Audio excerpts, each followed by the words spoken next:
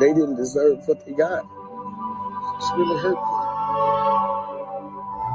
But looking at those smiles on those faces, on those pictures, let you know that they were beautiful and happy girls. And we love them. Right now, we don't have peace.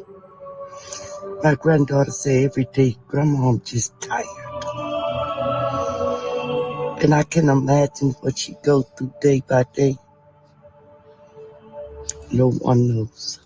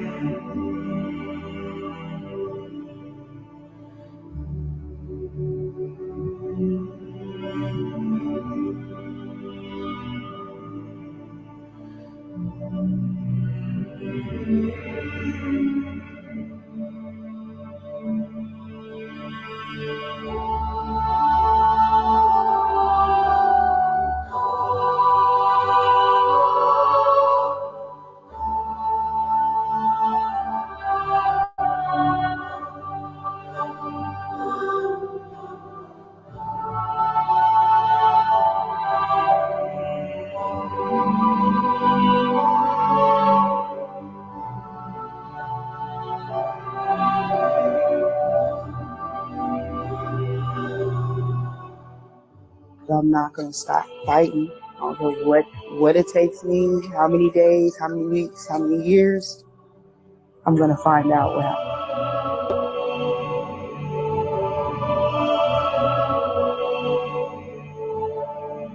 Why did you decide to come? Because the people are good people in Carroll County, and that those two ladies in there, they lost as well as we did. And I want to show my support to them because it's just the right thing to do. I really just had to be here to show up and let them know we care. Wow. We want to know what happened to those girls as well. So when you came in, you said, I just had to be here. I said, had to I be came here, from up man. north. I was flying. I was out of town, and I had to get here. I didn't have time to stop and pick up anything, but I did show up. Wow. Your nieces, their case hasn't been solved. Not More yet. justice in that, too. Oh, yeah, we do, definitely. Definitely want to know who killed my 4 girls. We definitely want to know. Do you believe one day you'll find out? I believe so. Somebody's going to talk, or somebody's going to do something. I hope and pray that they do.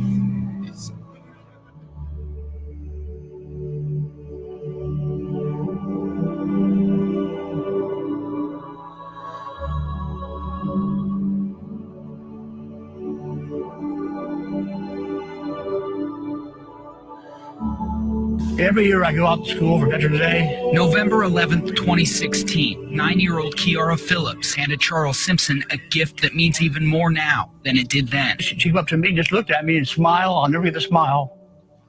Said, I love you. And gave me the card. Dear veteran, you gave us freedom, and you are brave. You are protecting us, and have a happy Veterans Day. Sincerely, Kiara. I love you, from Kiara. Just so many words to describe about all of them. Through the good and through the bad. They never. 5-year-old Keone Welch. That was my baby. She was very smart. 7-year-old Carrie L. McDonald. She was just my soldier. 9-year-old Kiara Phillips. Kiara was a very special girl. And 11-year-old Kiana Davis. She was not only a leader, but that was my daughter's best friend.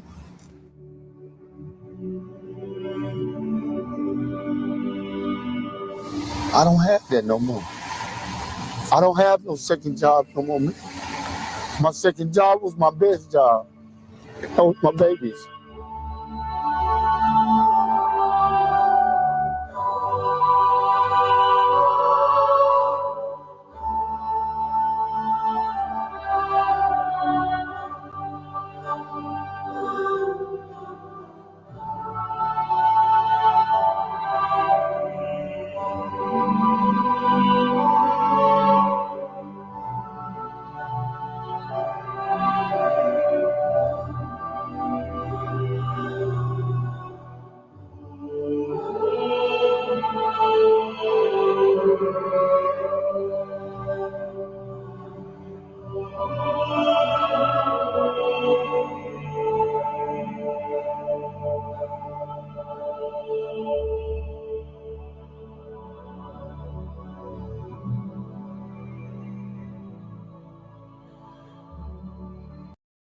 and increase the reward is to send a check to the Indiana Department of Homeland. At that house that still stands back there, the state has a $5,000 reward, and the people of this tiny town of Flora, the ones who are meeting in there tonight, they have raised $20,000 for a reward. David McAnally, Channel 13. First, the case was considered an accident. Then it was ruled arson. Then a private fire investigator claimed the conclusions were wrong. For the family, it has been a painful, frustrating, and confusing ordeal. And I just think that when you make mistakes, you just take your time and figure them out and let us know something. No, not let us find out on the news that this happened or that happened. We found out it was arson on the news. News that the death of 4 young girls was not an accident, but murder. The reward for information leading to the girl's killer is less than $10,000. Community members are getting ready to sell cookbooks to raise more money. The mother of 4 girls killed in a house fire in Flora 2 years ago says this case deserves more attention. Galen Rose and her family are speaking out tonight to 13 Investigates about what they call a disparity in efforts by the Indiana State Police. Our Sandra Chapman tells us tonight why the family believes they've been left in the dark. Thousands of miles away from Flora and the home where her 4 little girls died, Galen Rose is breaking a long silence. Because I miss my girls a lot, but I just be trying to stay strong. I feel like I've been left in the dark. She's talking by phone about her girls and what her family sees as a disparity in effort to get answers about the murders of 2 Delphi girls and the fire in November 2016 that killed her 4 girls. Leslie Anderson is visiting Indiana. She's Galen's aunt and lives in California, where Galen and her father also now reside. Not in Carroll County, not in the state of Indiana. I'm appalled that the state of Indiana has not done more. Hard words from a family who claims state police investigators are less responsive to the plight of their girls. The investigation is national. It wasn't the first time. 10 months after the Delphi case, the state police superintendent was on national TV talking about Abby and Libby. The widespread attention brought in more than 26,000 tips. But what about Kiana, Kiera, Cariel, and Kiani? Galen's father says there are no updates privately or publicly. The family says state police simply showed up on the 2-year anniversary of the fire. It's a hard pill to swallow. You got 4 dead girls. You got 4 babies. How will the other family feel? And if we just shut up, they'll shut up. And then it'll go away.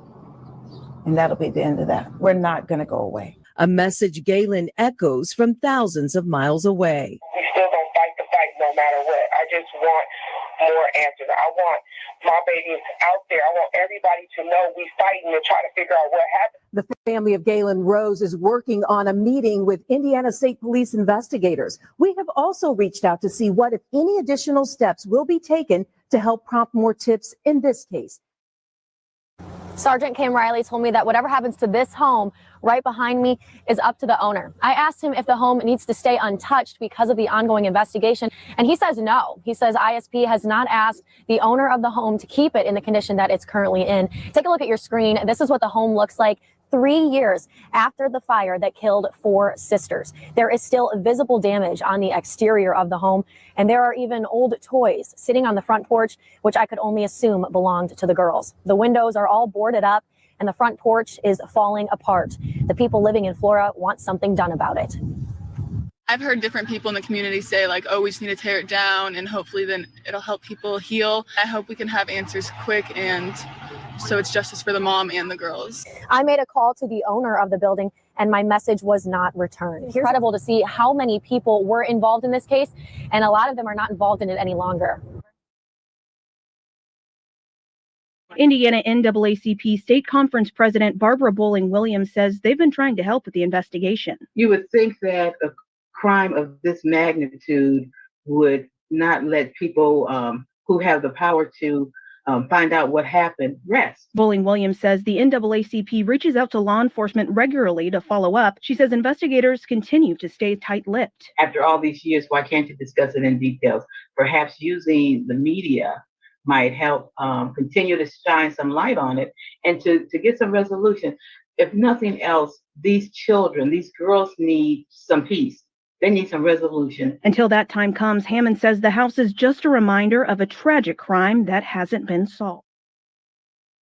A Flora arson reward fund will soon be donated to the town's volunteer fire department. As News 18's Joe Paul reports, some members of the volunteer fundraising group want to see the money go elsewhere. The Flora Four Angels Committee has raised about $18,000 since then for information leading to an arrest. But under an agreement with the committee's umbrella nonprofit organization, the Flora Community Club, that money after 5 years must be donated to the Flora Monroe Township Volunteer Fire Department. Clendening is now pleading with fire officials to donate that money to a separate state reward fund. In a statement, a lawyer representing the Flora Community Club said the organization is legally obligated to distribute the funds as promised. Indiana State Police confirmed the Flora Four Angels Fund is separate from a $5,000 reward fund handled by Indiana State Police. The fire remains under investigation, and anyone with information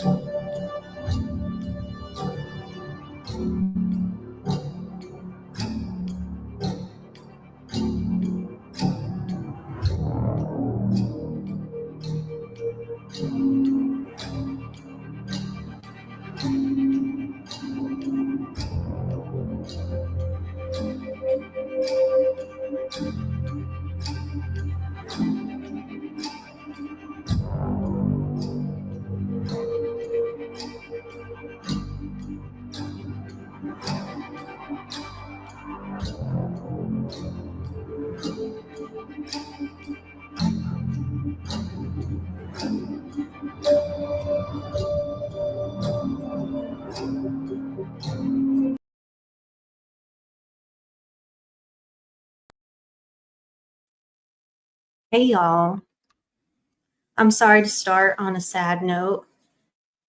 I was crying. I'm sure y'all were crying. I'm glad to see you all here. I have one more video, but we're gonna watch it together. I'm not gonna go away. And it's a little triggering. So we're gonna weather this. Yes, very important. I'm glad that y'all are here. We're gonna weather this video together. This video is from today. Here we go. 8th year anniversary of the Flora fires.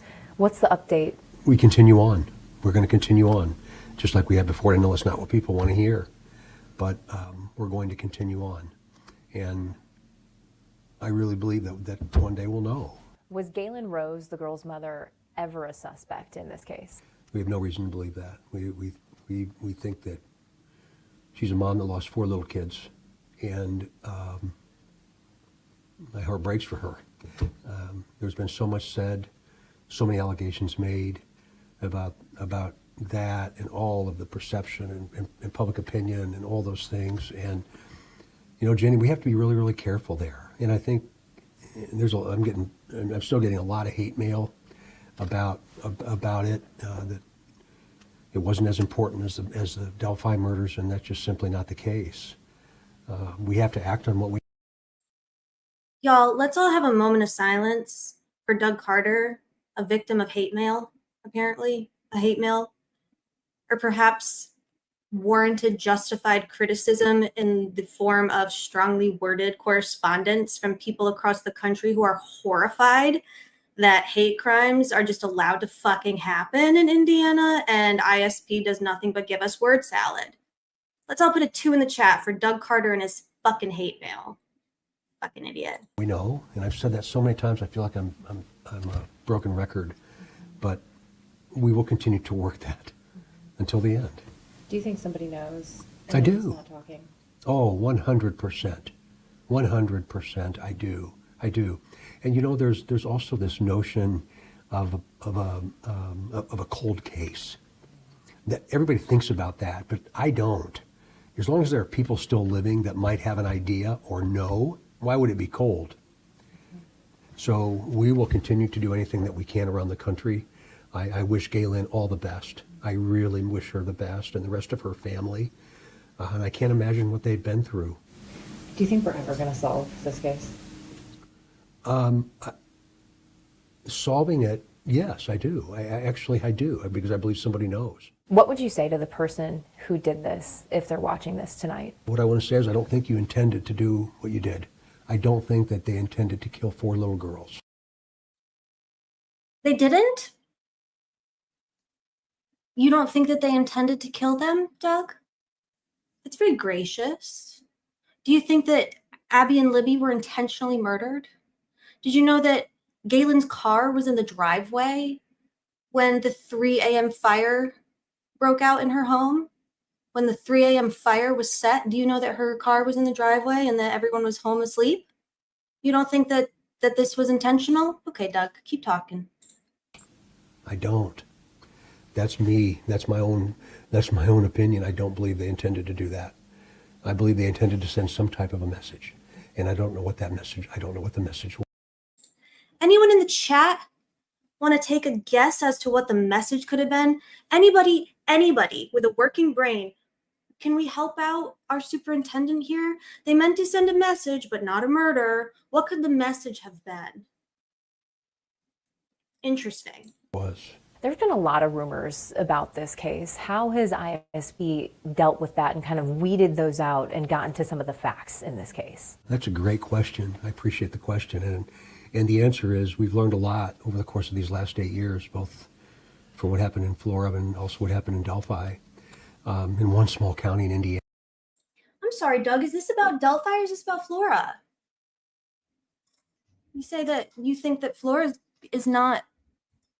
doesn't get the short end of the stick when it comes to Delphi. Do you talk about Flora during your Delphi news appearances?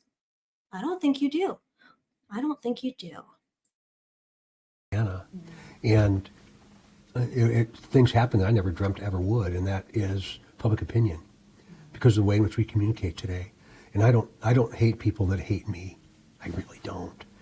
I think over time, this frustration builds and builds and builds. And then there was a racial overtone to it all, which really was hurtful to me personally. It was really hurtful to him personally. Let me roll that back for a fucking second, okay? Which really was hurtful to me. Things happen that I never dreamt ever would, and that is public opinion, because of the way in which we communicate today. And I don't hate people that hate me. I really don't. I think over time, this frustration builds and builds and builds. And then there was a racial overtone to it all, which really was hurtful to me personally. But there's so much speculation. And then you speculate long enough, you're right. But during that speculation, you're able to talk about what you think, then it becomes what you know, and then all of a sudden everybody believes it's true. And whether it's this case or any other complex criminal case anywhere here in the state or in the country, I think that's always something we're going to be fighting from this point forward. And I think that's one of the reasons that the media is so important. It's so very important that we're able to give the true perspective, not opinions, but perspectives and what we know, and talk about what we know. Didn't this translucent fucking worm of a man just give like 3 opinions? Let's see. Opinion number 1. You didn't mean to kill them. Interesting. That's quite a take. And he says, that's just my own personal opinion. Okay, there's opinion number 1. Opinion number 2. Fuck, I just had it.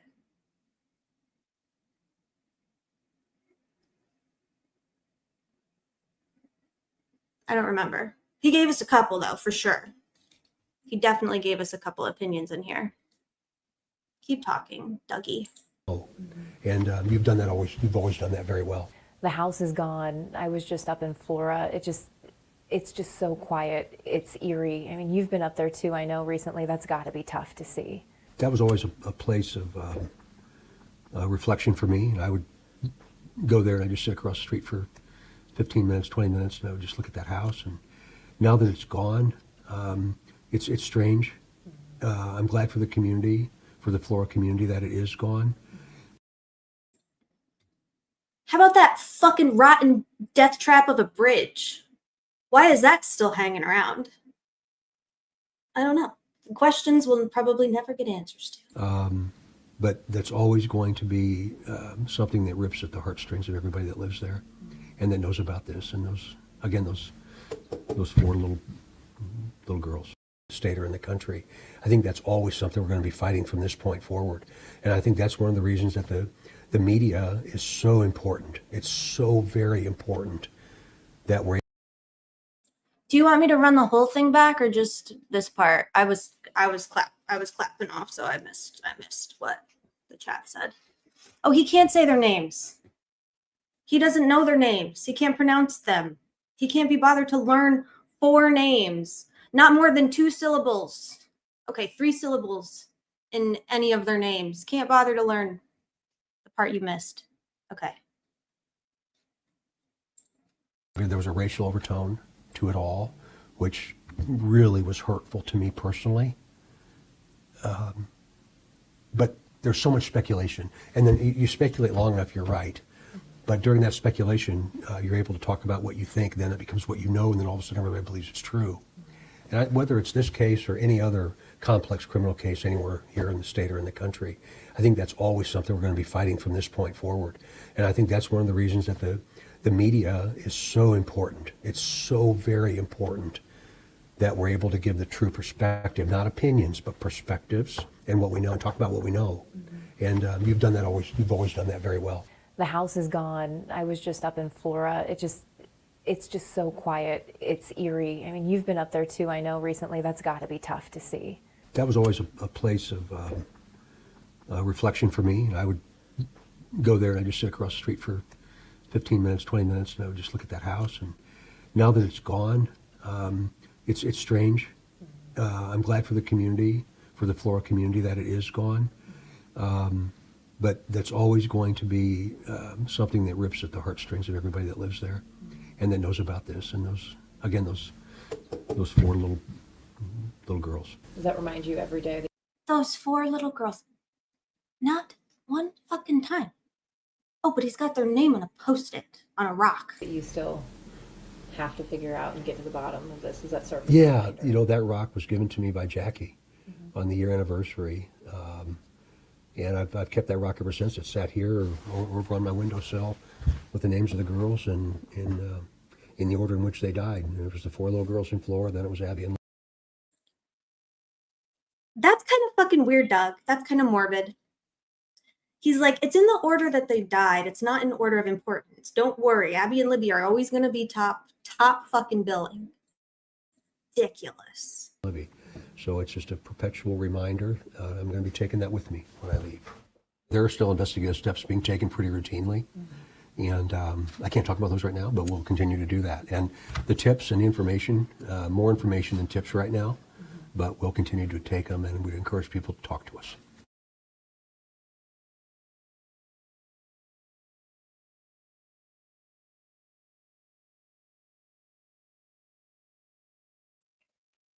I don't know. So anyway, obviously the thumbnail and the title of the video, I don't want, oh my God, it's DB Blackbeard. I don't want to disrespect anyone's memory. Go ahead. Hey, DB. Nice to see you. Sorry, I was running a little bit late.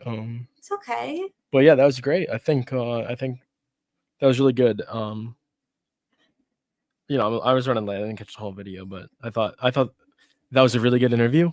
I think he kind of nailed it. And you know, good for Doug Carter. Yeah, good for him. Yeah. I see DB brought his bird. DB is a bird guy. Big bird guy. He's a big bird guy. And he's also a big bird guy. Yeah, I don't know what that was at the end of the video, DB. Did you catch that? Something to do with being a fucking moron, I think. I hate it. Ooh. We'll continue to take them, and we'd encourage people to talk to us. That's. But when are you gonna lick his lips? Bop, bop, bop, bop, bop, bop, bop. Dude, are you my bird on my shoulder, or are you a human? I'm very, very disturbed by him. Okay, I wanted to rip on this real quick. Speculation, you're able to talk about what you think, then it becomes what you know, and then all of a sudden everybody believes it's true. And whether it's this case, think, then it becomes what you know, and then all of a sudden everybody believes it's true. Reminds me of the probable cause affidavit in the Richard Allen case. And whether it's this case or any other, just telling about what you think, then it becomes what you know, and then all of a sudden everybody believes it's true. Ooh. What did he say, DB? Can you repeat it? No, I don't think I can. Let me try one more time. Okay, go ahead. Do it. Play it back one more time. Speculation, you're able to talk about what you think, then it becomes what you know, and then all of a sudden everybody believes it's true.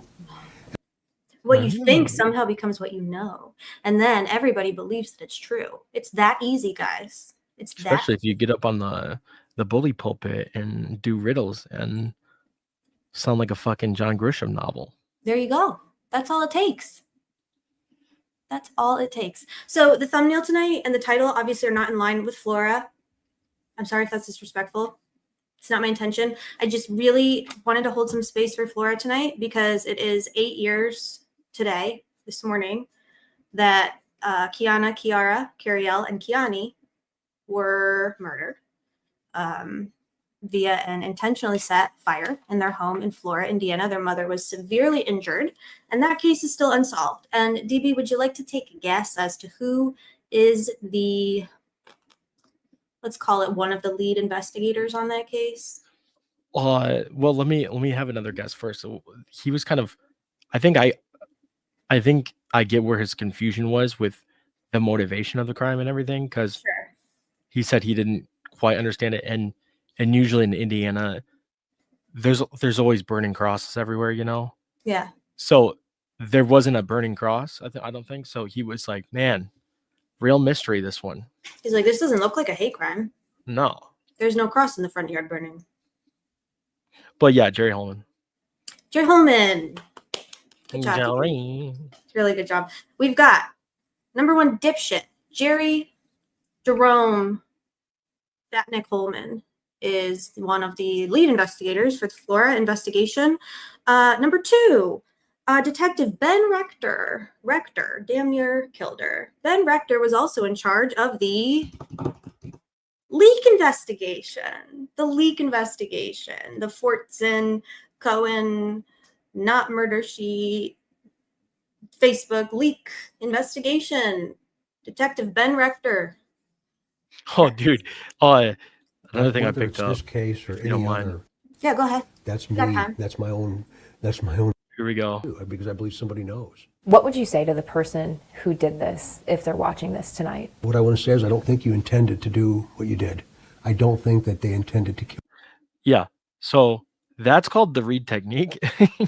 He just tried to read technique the whole public, saying he minimized the moral issue, saying that was an accident, right?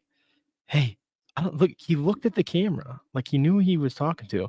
You may be in this room. Actually, I Sir, do, it's because I just believe me over somebody here. knows. I have Adele's hair from 2008, but What would you say to the person who did this if they're watching this tonight? What I want to say is I don't think you intended.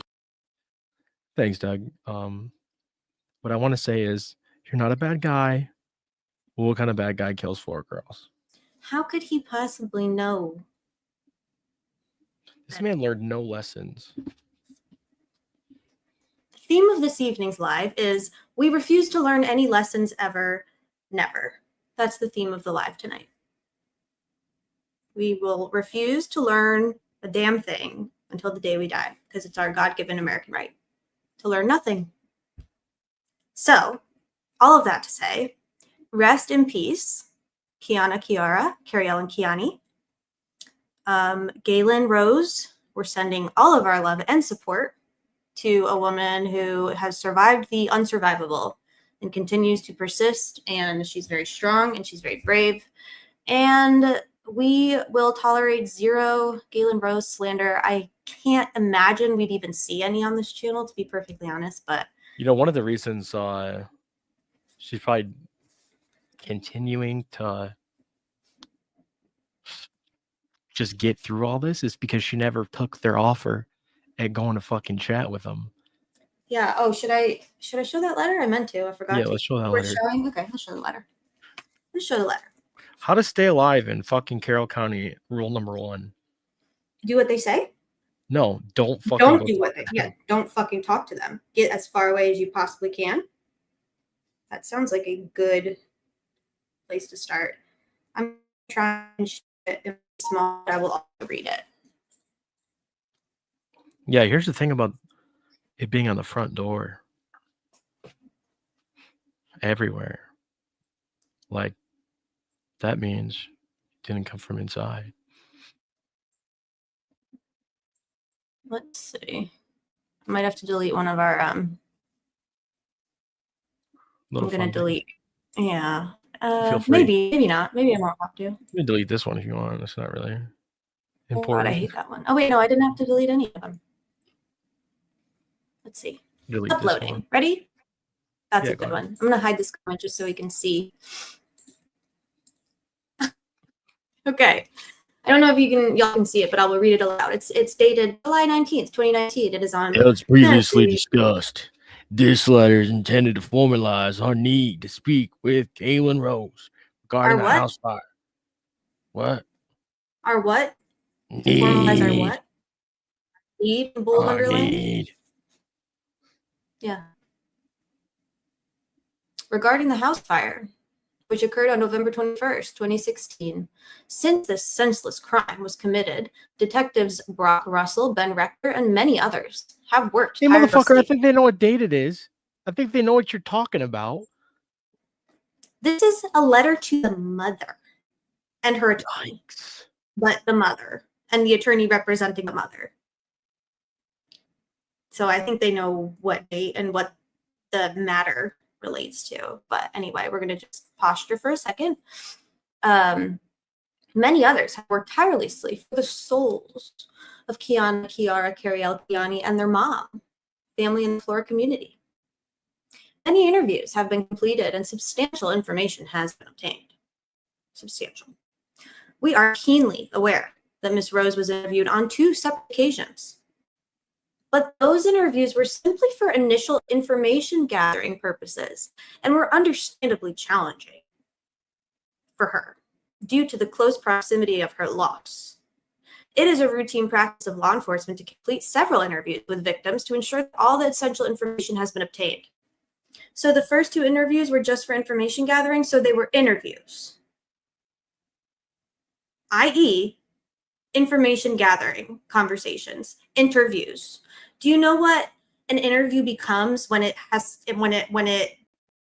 turns into, when it becomes about something other than gathering information? Do you know do you know what you call an interview that's no longer about information gathering? You call it an interrogation. It's no longer an interview. So they've interviewed her twice. And those were just for initial information gathering purposes. Yeah, so you interviewed the mother twice. Period. How much more fucking information do you need? I'm so tired of Carroll County tasking victims with solving their own fucking murders and their own crimes. Why don't y'all fucking do it? She doesn't have to sit down with you. Sorry. An interview with Miss Rose would surely allow us to gain more information related to whom she is commonly associated with. We need to better understand her personal life, her activities, and identify everyone that visited her home in the days, weeks, and months before the fire. Days, weeks, and months? We need to know every person that visited your home in the days, weeks, and months? Interesting. Before the fire. We believe that her associations may well lead to a motive and a direct correlation to the crime that killed those 4 little girls. Surely she will help us.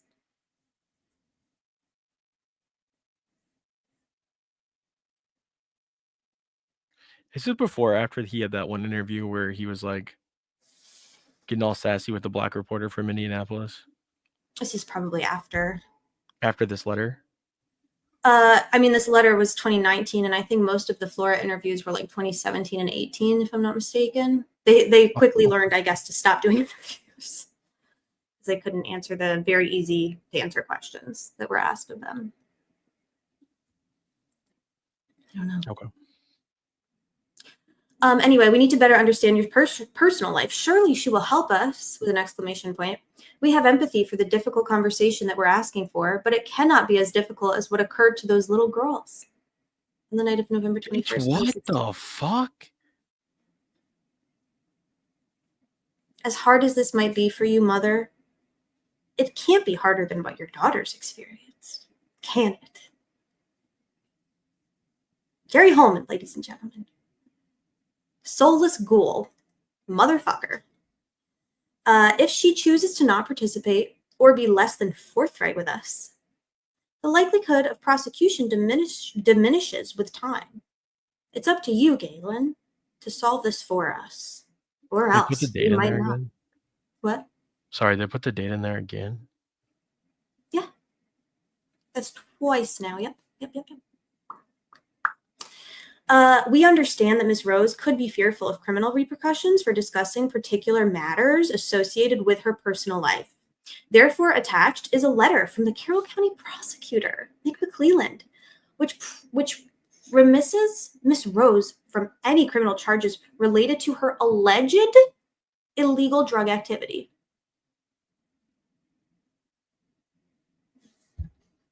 Which is probably like her smoking a joint every now and then, like after work and shit. I don't fucking know. Sounds like they don't know either. Because they say alleged, so it sounds like they don't fucking know either. We are willing to travel anywhere in the country or abroad for an interview with Galen Rose. Can we go to Paris? Can we go to Rome? We can also coordinate and facilitate travel to and from a mutually agreeable and suitable location where the interview can occur. We are hopeful that an interview can be scheduled no later than Friday, August 2nd, 2019. Jerry D. Holman, First Sergeant, District Investigative Commander. CC, Superintendent Douglas Carter. What do you think the D stands for in Jerry D. Holman? Dukes for Dukes of Hazzard because it has the Dixie flag. Yeah. Anyway, so that's kind of where we're at with Flora investigation. Nothing has happened, by the way, since then. Literally nothing. Galen has moved forward with her civil. Read what again? Wait, read that again. Should I leave it up for a minute? I'll leave it up for a minute. Galen's moved forward with her civil case, which will obviously never, ever supplement the loss. And they also put her through fucking, it's not my story to tell, but they really put her through fucking hell with that bullshit too, by the way. And they lost and were destroyed, lost all of the evidence in Flora. Did you know that? Literally lockers full of evidence, like physical evidence, like physical smoke detectors and pieces of like the house that they were storing, gone. No one knows what happened to it. It's just a mirror. It's just a fucking mystery. Just gone.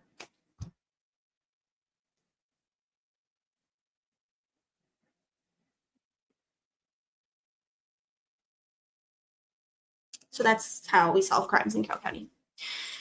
Anyway, I'm going to link the Flora. Oh, I was going to link the Flora sub. If somebody has the Flora Reddit sub handy. Hey, Steve. Hey, Angel. Good to see you. Good to see you.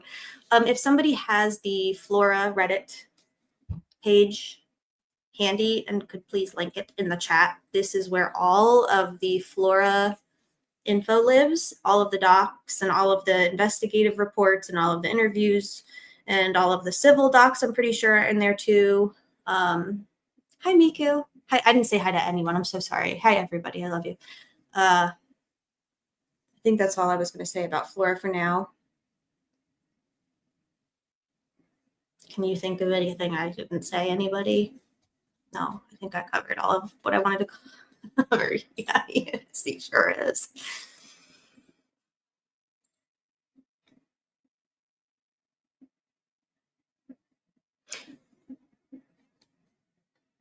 That's not Dr. Dawn. Maybe it's related to Dr. Dawn. Oh, let's flag that woman. Let's flag that to come back to. Because Dr. Don Wagner, the guy being investigated, he's old AF, but that his sure is his last name. Can we flag that? Can we come back to that later? Can we do a rabbit hole later? Because that's concerning. Thank you, Judge Jessica. This is the Flora subreddit. Everything that anyone could possibly need to know about Flora, the case, the investigation, docs, everything lives there. Thanks to our wonderful, amazing, brilliant Miao Zedong, Tara. She has put so much time and energy and love and care and sweat and blood and tears into this case. So this is kind of like that Reddit group page is where all of that lives. Sounds familiar. Fucking Holman.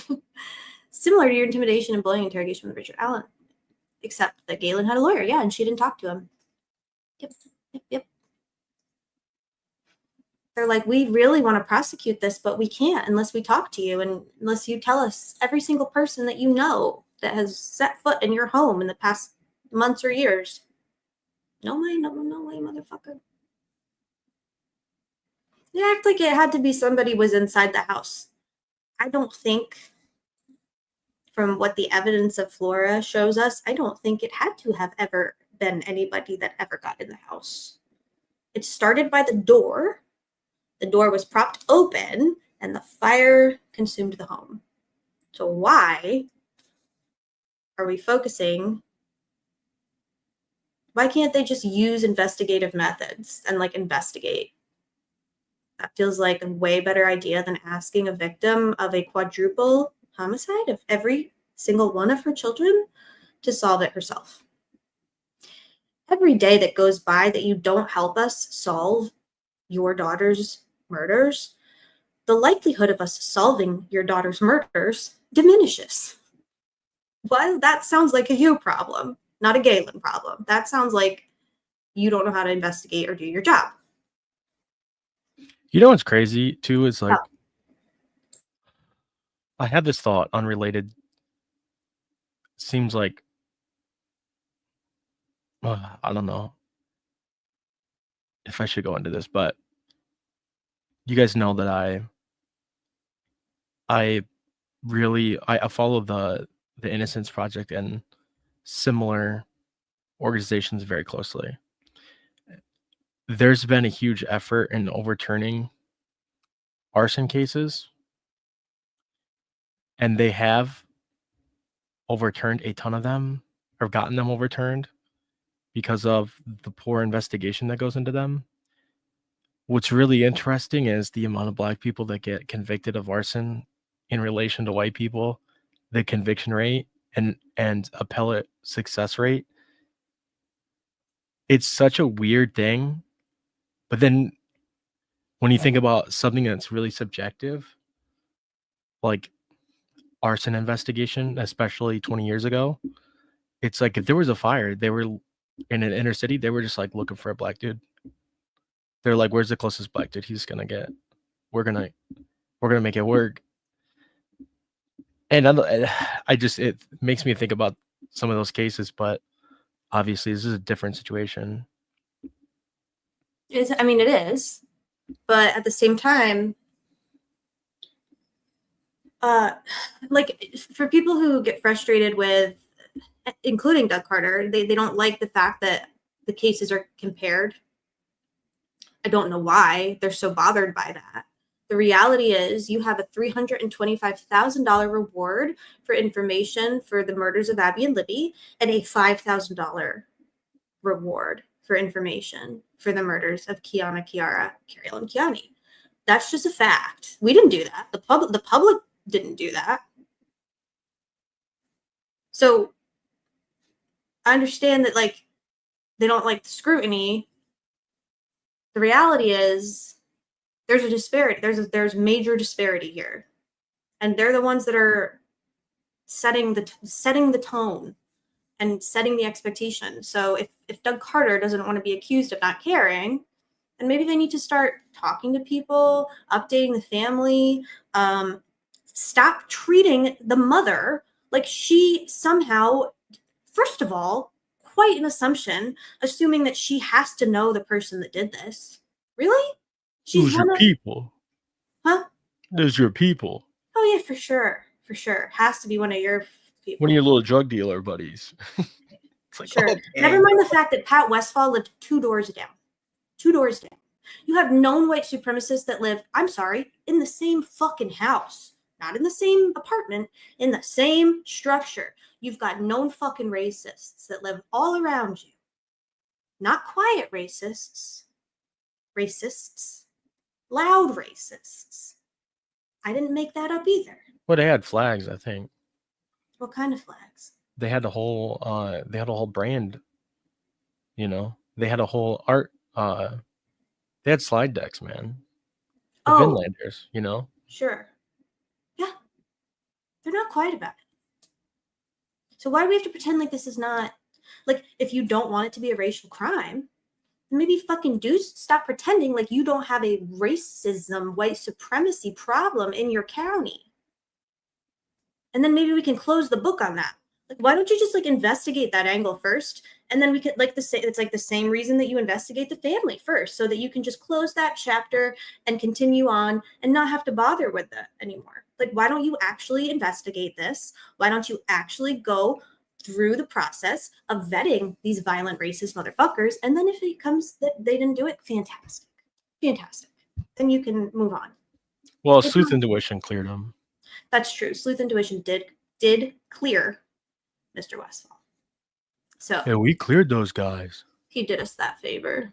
We cleared those guys. Mm-hmm. Yes, he's a grand wizard. Anyway, yes, DB, thank you for bringing up the Innocence Project, and thank you for bringing up the fact that Black people are disproportionately charged with arson, which is wild because statistics actually tell us that it's like middle-aged white men. So that's weird. Well, and it's like it's super subjective. It's like you got some firefighter and a cop looking at the fucking fire. They can just be like, "Oh, that shit was an arson, dude." Sure. And let's go find somebody that was nearby that hangs out around here. How rare is it, by the way, for a fire to be investigated, determined to be accidental, and then you have the ATF come in to audit your investigation, and they have to then tell the family, by the way, that investigation was a sham, and we found like multiple spots, like this was an incendiary fire. Do you Like, know who usually, one of the? Oh, sorry. Go ahead. no, I'm like that feels unusual, right? Yeah, but do you know who one of the preeminent experts on fire investigation is in the country? William Tobin. Really? Yep. He's a metallurgist and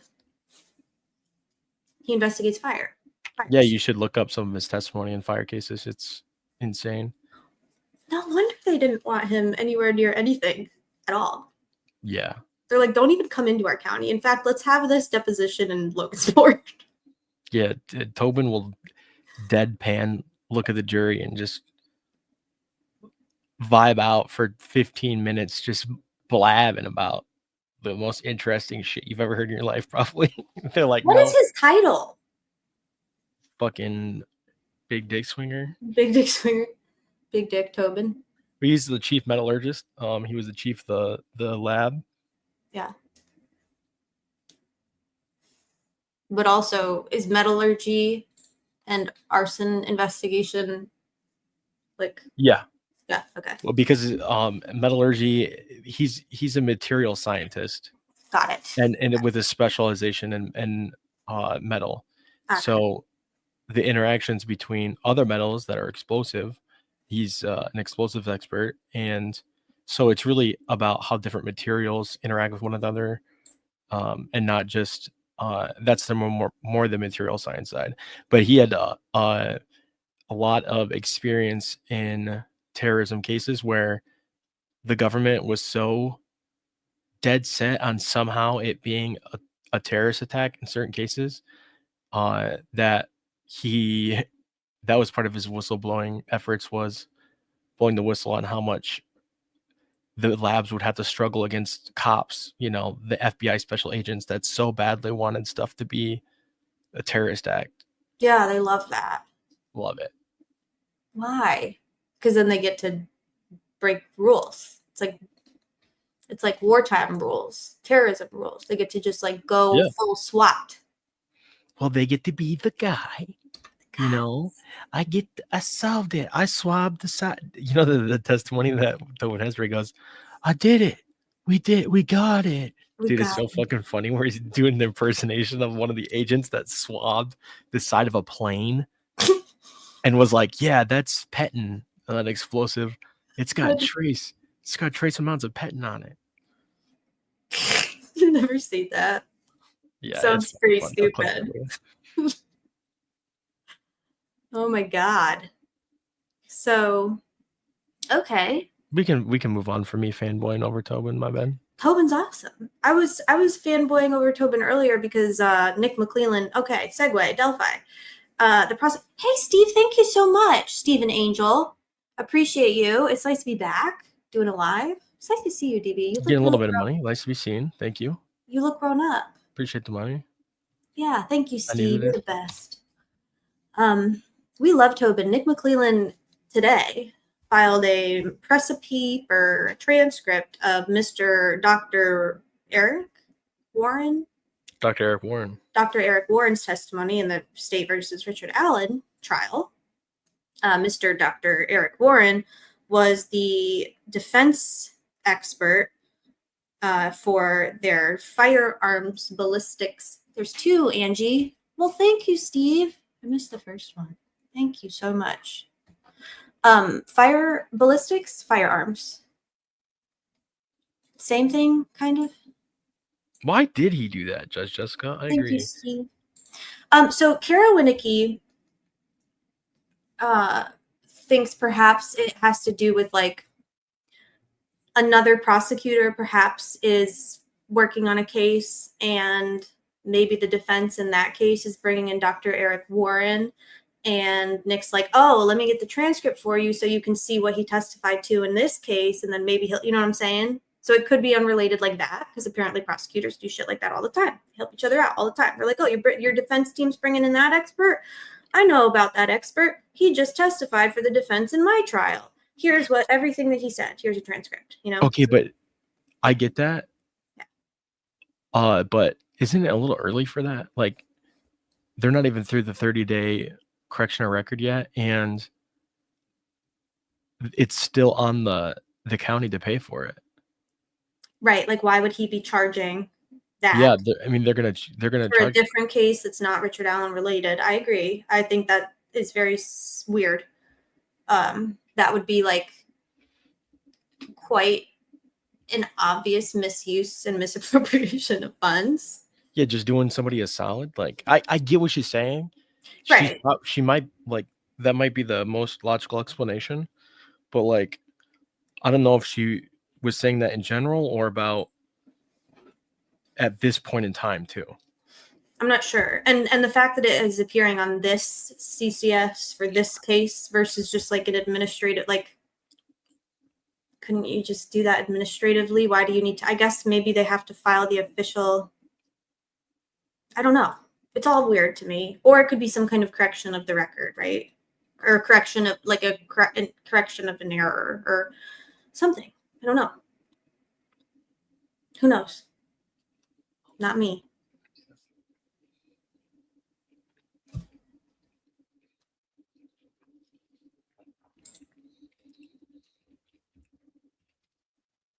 There's a lot of fires in this part of Indiana.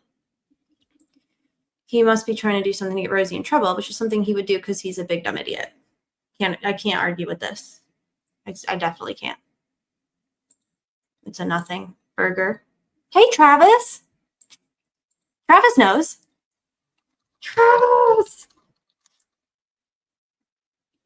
God, it's tough right now, dude. Love Travis. Oh my gosh. So happy Travis is here. And he knows. I don't know. Do you know?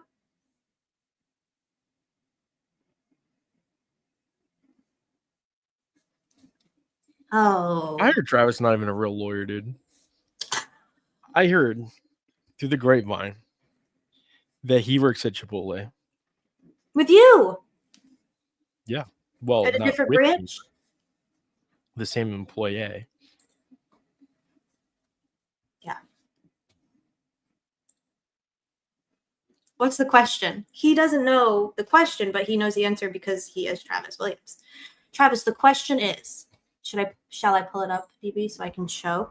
No, I just asked. They filed a recipe for a transcript on the ballistics testimony. I mean, you can pull it up if you want. I'm just, you asked me a question and I answered. No, but you have to say who's they, prepositions or pronouns. Who's they? Nicholas Hey. McClellan. Yeah. Huh? Nicholas McClellan, the state. Dickless McClellan. Dickless McCletus filed a precipice for a transcript of Dr. Eric Warren's testimony from the You trial. file a precipice for being a douche, dude. A precipice for being a douchebag. Yes. Miko is they. I struggle when people are telling a story or relaying a story or saying whatever, and they use pronouns instead of names. I get lost. I just do. I'm always asking. How do I say it? Dickless McCletus? God damn it. It's so that we talk about this instead of Hughes and Walla. See that? Oh, they do love a distraction in this case, don't they? They do love to do a deflect and a distract. Look how long my arms are. Did you tell the people that I broke my ankle? Y'all, I broke my ankle. I don't know how, though. I didn't even do anything. Wait, is it broken? They said it's like a stress fracture, which is Oh what my they. god, you try to act like a stress fracture was a real fracture. That's fucked up, dude. There's I people out didn't there try to right now act like anything. Dickless. Dickless McCrevin. No, Dickless McClitter. Dickless McClitter. McClinton. No, I didn't try to act like anything. I tried to walk home. I was like, I'm fine. I put a bed together today. The doctor was like, you have a stress fracture or a bad sprain, or it could be a torn ligament. We don't know. Or you're trying to get painkillers. Or that. Yeah. They don't really do that anymore. Like you have to be like like fatally like injured. You have to be losing like pints of blood before they're gonna do that for you. Yeah. Hello, Mr. Strep. Travis. Oh, you go ahead. Okay, that's interesting. So a couple possibilities here. Another prosecutor somewhere wants testimony for their case and asks them to get it. Or two. So that's the first one. That's what Kira. Women don't get painkillers. They get the doctor that goes, oh, really? And then just kind of fucks around on the computer for 15 minutes. He goes, what's your pain on a scale? He goes, so walk from here to there. I was like, he's like, walk from here to there. I was like, okay. So I do. I'm like, just making animal noises while I do it. And he's like, so you can put weight on it. I'm like, what? You just told me I had to. I'd prefer not to. He's like, so you can put weight on it. I was like, You're like, I'll do anything to please a man. You tell me why. like, I guess. And then he was like, so like, what is it, your pain level right now? And I was like, a 10. And he's like, well, a 10. Well, then that means that it can't get worse. And I'm like, you can shut the fuck up and look at the look. You just made me walk across the room. It's a 10. And then he was like trying to move it. He was like, how's that feel? And I was like, not great. Not great. Oh my god, you had a spinal fusion? Half a Tylenol. Love that. Yeah. Like babies in the 60s. We don't feel any pain. Yeah. You had an IUD fusion? They don't do anything for IUDs. I thought it was a type of spinal fusion. My bad. Two different things. Travis says, or two, the state is anticipating a motion to correct error from the defense, and it revolves around that issue. So they're going to be jumping ahead. That feels really likely to me, Travis. Not the first scenario seems really likely too. But if it's the first scenario, why would the prosecutor be filing it under Rick's case, where that would then be like charged and then reimbursed and everything still for the county? Like, wouldn't it be filed under? Huh. That's very suspicious to me, that he would be going to all that trouble for somebody who, and there's no personal gain involved, because that's just so unlike him. Oh my god, we got some IUD chats going on. Yeah. That sucks, Miku. What? I said that sucks, Miku. These Harlequins we have in the chat with their IUDs. The ankle-biting dog. No, this was not a dog bite injury, thankfully. Although I have not been able to walk Boone as much. It's a distraction. How else would we see it? Yeah, I tend to agree with Kat. It's a whole thing. No, I agree with her. It is a whole thing. Is your ankle injury why you haven't been streaming lately? Kind of.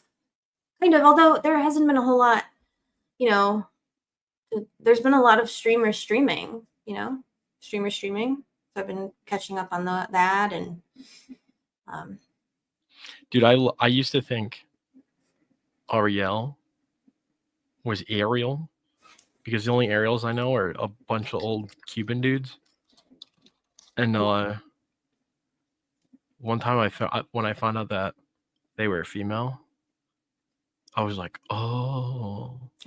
This would have got me right here thinking about an old Cuban dude getting an IUD. This one too would have probably hung you up a little bit. Yep.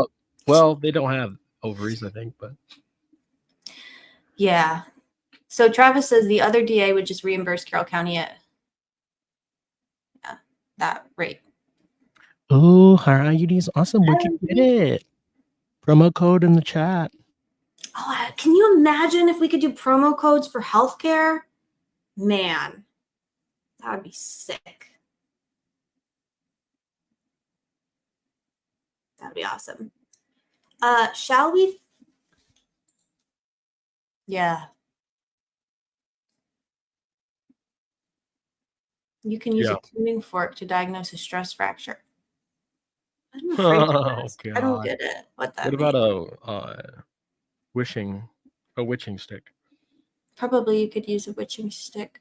I'm going to pull up Drive because I want to talk about the topic of the live. Yeah, go ahead. Just a little bit. Just because I sold it that way. Not that we... Oops, what did I do? That's weird. Not that we can't continue to talk about IUDs. It's a very important topic of conversation. But I need organization help. My Drive is a mess. Oh my God. Okay. Which part are we starting on? Are we talking about Kohberger? Well, how about this? DB, do I have you for a minute? Yeah, a couple minutes. Okay. So why do you think like needles in a haystack as like the pull quote title of this live? What does that make you think of? Fentanyl. Okay. Let's see. What does it make me think? Looking for something that looks like something else. It may feel like something else a little bit, but you might miss it. Sure. Right? Yeah.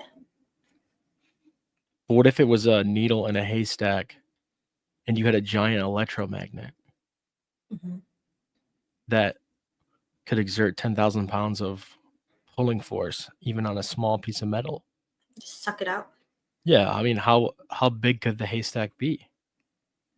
Depends. The haystack could be quite large, and you could still find it pretty easily. What's the name of the magnet? An electromagnet? Electromagnet. The electromagnet in this case is called IgG. The state. Oh, yeah, IgG. Well, true. The state. Investigative genetic genealogy. Right. Yes. So I was reading the new documents that defense baddie Ann Taylor filed in Bryan Kohberger in the state of Idaho versus Bryan Kohberger a couple of days ago, Monday maybe. The reason I'm talking about Kohberger and Delphi, while they might not appear to have much in common, is because a couple of reasons. For one, Ann Taylor and team just filed a Franks motion for a Franks hearing, which is, I wouldn't say it's like super common, certainly not in like super high profile cases. Like we don't see that a lot, or I haven't seen it a lot. Delphi was the first time I've seen it that I know of, and then I like sought it out, and it was not super easy to find other cases where Franks hearings have been held. Right, because usually when you follow law tube, when the trial is going on, the pre-trial motions have been litigated, right? So we're following it live, Right. in real time, the pretrial motions. Right. Right. So we know of the Franks motion from Rick Allen's case in Indiana because the defense filed a 136-page Franks memorandum requesting a hearing. There's some similarities and some differences. It's not always law enforcement lying. So Franks v. Delaware, that Supreme Court case, it always has to do with investigators either recklessly leaving out, right? A reckless disregard for the truth is like the legally is kind of like thing that I think of when I think of a Franks motion. It's a reckless disregard for the truth. So they either intentionally or with reckless disregard omit something material in a search warrant where inclusion of that material fact that it was omitted would mean the judge probably would not grant the warrant, right? So a Franks motion is basically asserting that law enforcement and investigators either misrepresented facts or omitted a material fact in order to obtain a search warrant. So they're challenging the veracity and legitimacy and legality of the search warrant. And the goal is to, prove the allegation and deem the warrant invalid, meaning all fruits of said warrant would be fruits of the poisonous tree, meaning whatever was obtained as a result of that defective warrant would be dismissed. We saw this actually in the Jesse Snyder case in Carroll County back in 2007 and 8. Where And the Jesse Smollett case. Really? He just got exonerated. I did see that they overturned his conviction. I wasn't sure if it had to do with Okay, my bad, go ahead. No, it was fascinating. I actually didn't get a chance to look at it. But that case, the stranglehold that the Jesse Smollett journey had on me for the years 2021. Anyway. Sorry, what were you saying? I believe it. Yeah. Sorry, I shouldn't have interrupted you. Go ahead. It's okay. I need to take a break. Anyway, so we saw that in the Delphi case. We know that the allegations were plentiful for all of the material omissions and misrepresentations on behalf of law enforcement in order to obtain the search warrant for Richard Allen.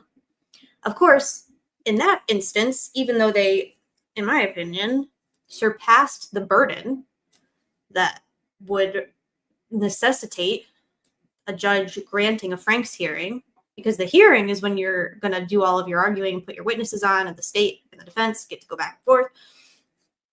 Judge Gold obviously summarily denied all of their Franks motions, Franks 1 through 4, right, in the Delphi case. In this case, the Brian Kohberger case, Ann Taylor and his other attorneys, who I don't even know their names. You do, DB. I don't know their names. I'm just going to call them Ann Taylor and Co. for now. Filed a Franks motion that is under seal. So we don't have the specific details of the omissions or lies. We can take a guess, probably. We know that it has to do with IGG, in part, right? But there are like 13 corresponding, like mini Franks motions to suppress that were filed publicly, in addition to that sealed Franks memo in Brian Kohberger's case. All of this to say, in both the Delphi Franks memo and the Ann Taylor, Brian Kohberger, Idaho Franks motions to suppress, there are similar themes that I noticed. The most obvious one is that both the defense for Rick Allen and the defense for Brian Kohberger refer to the state using tactics of like these like needle in a haystack tactics, where, so I'm just going to pull it up and show you. Well, while you're pulling that up, yeah, Jay Logston and Eliza Massoff. Eliza is my favorite. Do you mean the Bill Thompson response to the death penalty motion? I didn't see that he responded to the judge. You mean his response to the judge? No, to the motion to strike the death penalty. Oh God, I didn't see it. I'm But sure yeah, so On the Frank's thing too, it has to be a material fact, meaning that it has to be able to change the result.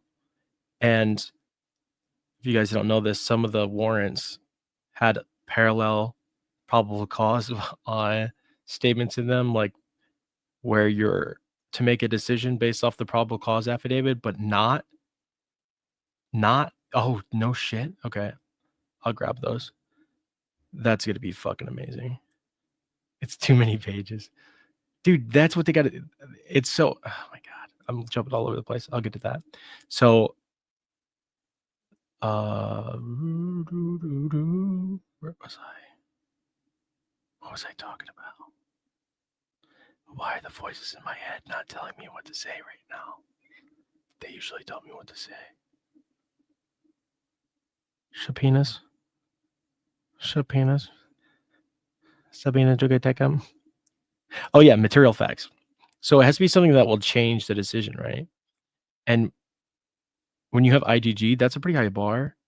If you have DNA, it's like these confessions are going to be a real issue for our buddy Ricky, because for it to be non-harmless error, like it's going to take a lot to overcome those confessions in the eye of a judge.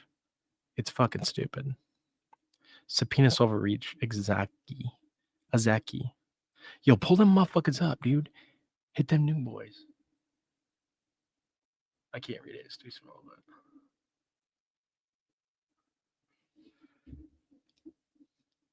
Well, you haven't unmuted yourself, so you're muted.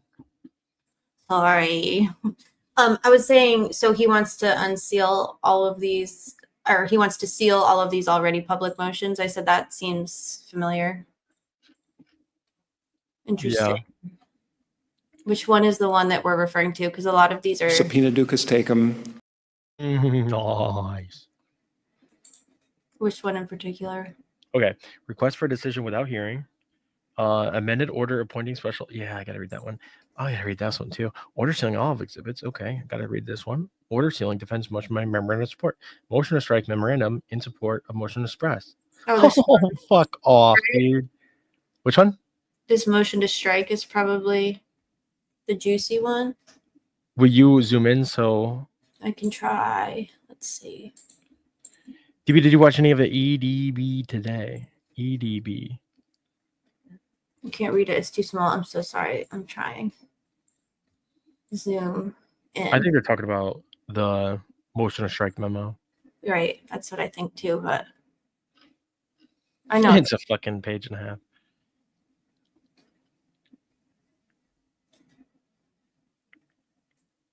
It's the motion to strike. Okay, I'm gonna read it. It comes now. Instead of Idaho. Wait. Through late talk. What?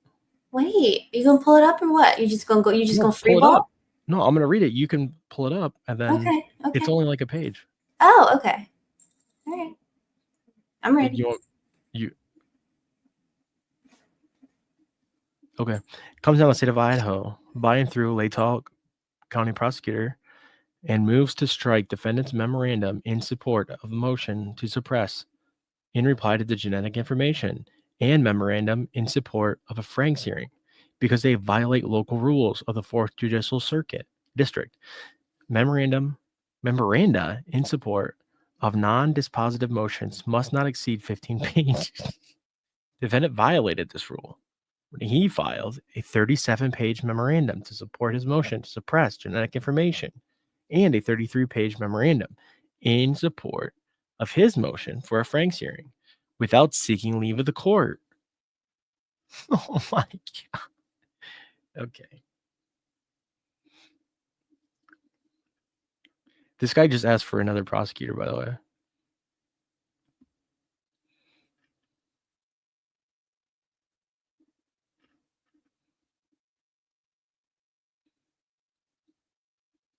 That's so silly.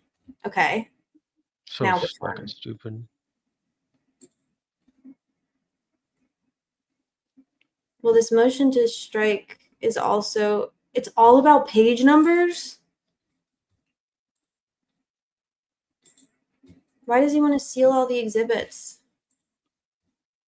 Why would he want to seal all the exhibits? Well, that's the rule they were under already. Like, people are saying that she filed them under seal. Oh, I see. And But so he's trying to they're fish like, oh, well, the defense filed them under seal, so what did they not want everybody to see? it. Well, yeah, exactly. But Ugh. they were told to do that by the last judge, and they asked the judge how they wanted to file these things, and he said, yeah, under seal, and explained it in the last hearing how to do it. Denied without we want this to be denied without hearing. Yeah, we know. So these are all about page numbers. Yeah, that's the only Wow. thing he had to say about two of them. When did I hurt my ankle? I'm not really sure. So I've been moving. We just moved. Probably over the weekend. I went up and down like a lot of stairs. So many flights of stairs. I think I just overextended it. I also did fall down the stairs, but I didn't feel like I injured my ankle when I fell down the stairs. Like I have a big bruise on my left leg from my fall, but like I didn't feel like I injured my ankle when I fell. I felt like I injured my left knee because it went into the wall. So anyway, but that's probably when I did it. I don't know. But it hurt. It hurts like a bitch. It's pretty bad. Pretty bad. I didn't tell you that? Oh, yeah. But see, like, I don't know that that's when I did it. Because I also could have just been overexerting it. Like, going up and down, like, literally, not exaggerating, like, 85 flights of stairs, carrying heavy stuff. So I fell going upstairs and broke my wrist and didn't even know it. Damn, you're athletic. We have really athletic friends. And strong. And high pain tolerance. Probably when you fell down the stairs. Yeah, probably. But I definitely didn't feel like I injured it at the time. It was more like I was laying in bed a couple nights ago and I was like, holy fuck. I thought they were shin splints at first. You're And I welcome. was like, why do I have shin splints? I haven't gone for a run in about 6 years. So it was weird. But then the shin splint feeling slowly turned into a shattered like bone feeling in my ankle. And ankles are really weird though. You got a lot of bones in your foot and ankle. I don't know if you know that. There's a lot of bones in there. A lot of tendons, a lot of important stuff. And it's crazy because they're so little. Like my ankle is like this big around. How am I supposed to live and not injure it, you know? How are you talking about this when Doug Carter is getting hate mail? You know, I've never sent a hate mail to Doug Carter. Swear. Is I that have a whole channel surprising? dedicated to it. But okay, well that's true. I do have a joke. That's true. Choo-choo. I have never sent a hate mail to Doug Carter. Actually, what do you think he? And then I'm gonna move on. Hey Cheryl, was there no fallout from the documents being posted? Meaning the Brian Kohberger documents. Not that we've seen, right? No, I don't see anything. Just that the prosecutor was like, because the Frank's memo is sealed. Right. What happened was there was a hearing, and Ann Taylor asked at the hearing how they wanted it to be handled, the sealing of the motions, and they explained it, but the attorney who wrote the motions that were accidentally unsealed wasn't there. So they must have not have ever explained it. Oh well. The Franks is sealed, so it doesn't really matter. True. So, okay. As I was saying, I just want to read a really quick part of the Delphi Franks memo because I don't know, maybe it's just the way my brain works, but this has been stuck in my head for like 3 days and I just want to talk about it. So, this is a table of contents for Richard Allen's memorandum in support of his motion for a Franks hearing. This is from September 2023. This is the table of contents, and one of the, I'll just go through. So 8 things to know: Odinism, Odinite's runes, failure to pursue the Odinite's links, Odinist and Westville Correctional Facility guarding Rick Allen, Detective Sheriff Liggett concealed certain witness testimony and falsified other witness testimony in order to prevent his bogus timeline from being exposed to Judge Diener. Evidence supporting these facts were needles in a giant haystack of discovery. So we know that one of the perpetual kind of gridlock issues in the Delphi case, the state versus Richard Allen, was the fact that the state perpetually turned over discovery late, perpetually withheld discovery, especially exculpatory discovery. And the state's discovery was so convoluted, disorganized, and clusterfucky when they did turn it over to the defense that to this day, I would be amazed if the defense had really been able to even go through all of it. Like 7 years of an investigation, 7 years of however 30,000 tips they like to say, all of it just kind of like shoved, not labeled, not filed in any like logical way, and then just like given to the defense, like dropped on their desk. Like, here you go, have fun. Some would say that that is like a sanctionable offenses. A lot of judges might grant defense requests to sanction the state or a prosecutor for conducting themselves in that way repeatedly over the course of 2 years. However, in Rick's case, that kind of just became like standard operating procedure, and Judge Gohl to this day has literally never sanctioned Nick McClelland for any of the dozens and dozens of very, very obvious violations he's committed. So there's a part in the motion where they talk about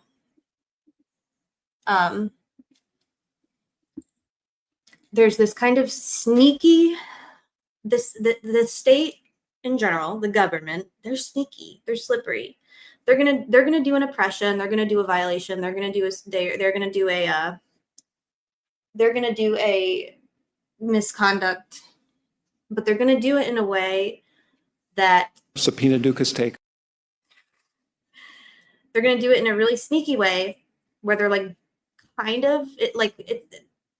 technicalities kind of save them, right? So the state in Rick's case could argue, well, we turned over all of the discovery. Well, sure, maybe you did, but you turned it over in like thousands and thousands and thousands and thousands of pages and files, and I don't even know terabytes. I don't know what the amount of storage or whatever.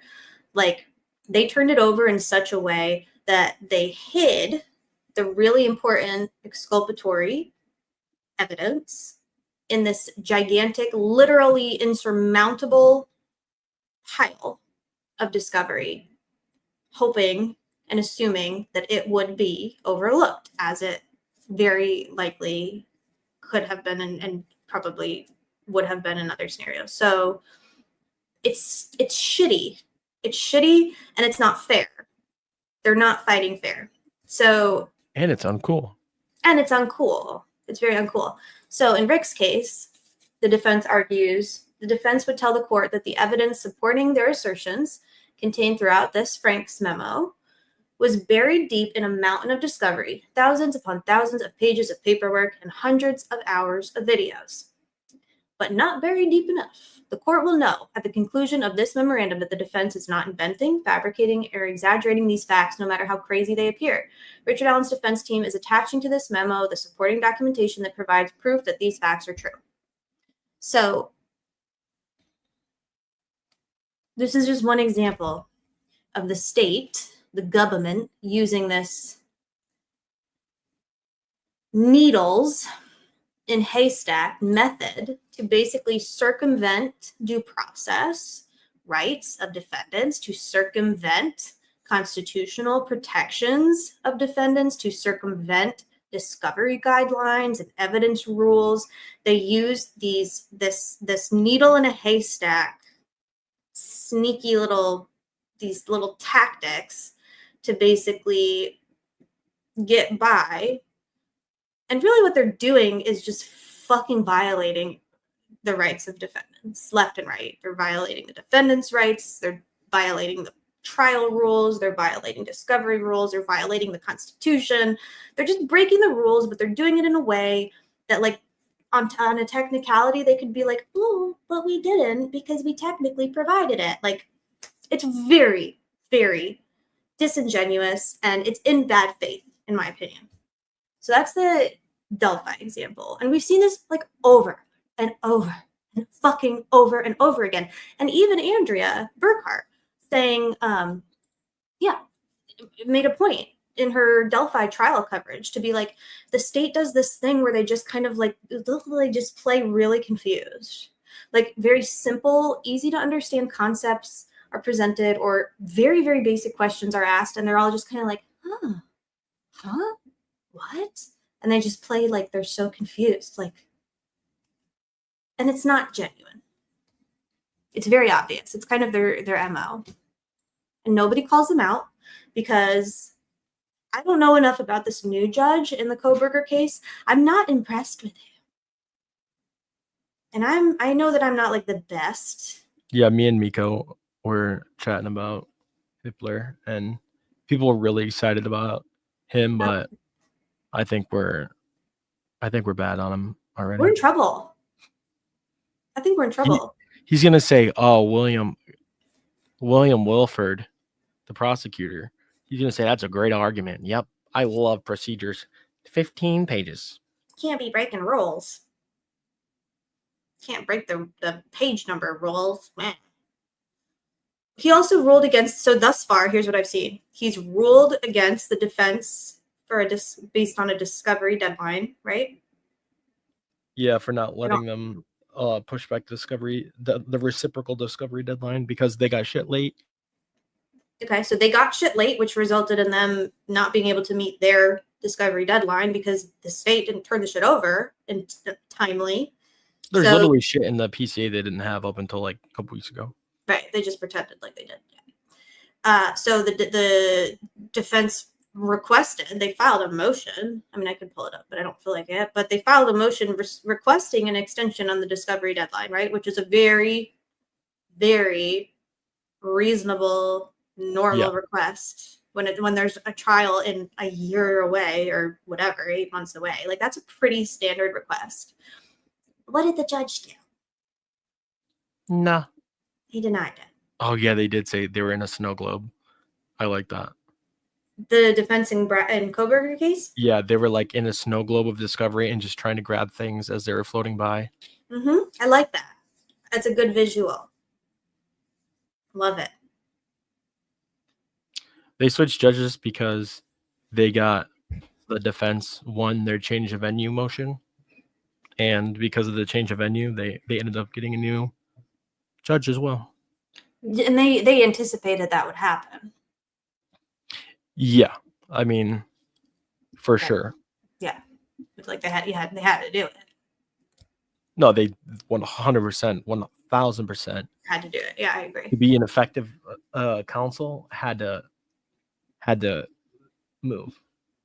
Yeah, I was real concerned he was gonna pull some goal bullshit with the like, well, we don't have to move it because like no, fucking move the thing. It's so stupid. No, That's they had to move it, Cat. I think, in my opinion, they had to because it's like, dude, Moscow's tiny, right? It's like the size of.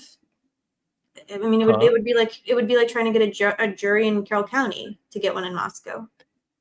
Yeah, not quite as bad, but yeah, and the way that the studies were done on the juror bias, potential juror pool, it's not that everyone knows about the case, right?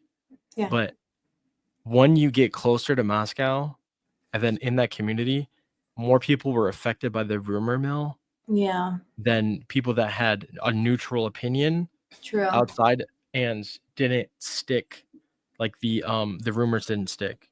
Yeah. So if you guys want to hear a really, really interesting conversation and study about juror questionnaires and that process, there was a jury survey expert that the defense had that presented in court. It's very interesting.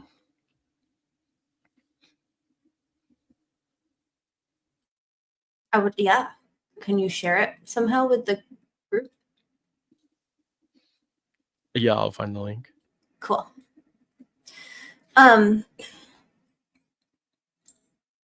So, yeah, Miko says this new judge, Hippler, didn't just deny the motion. He disparaged Anne and said that it was last minute and that he won't stand for it. Oh, got it. So he's pulling a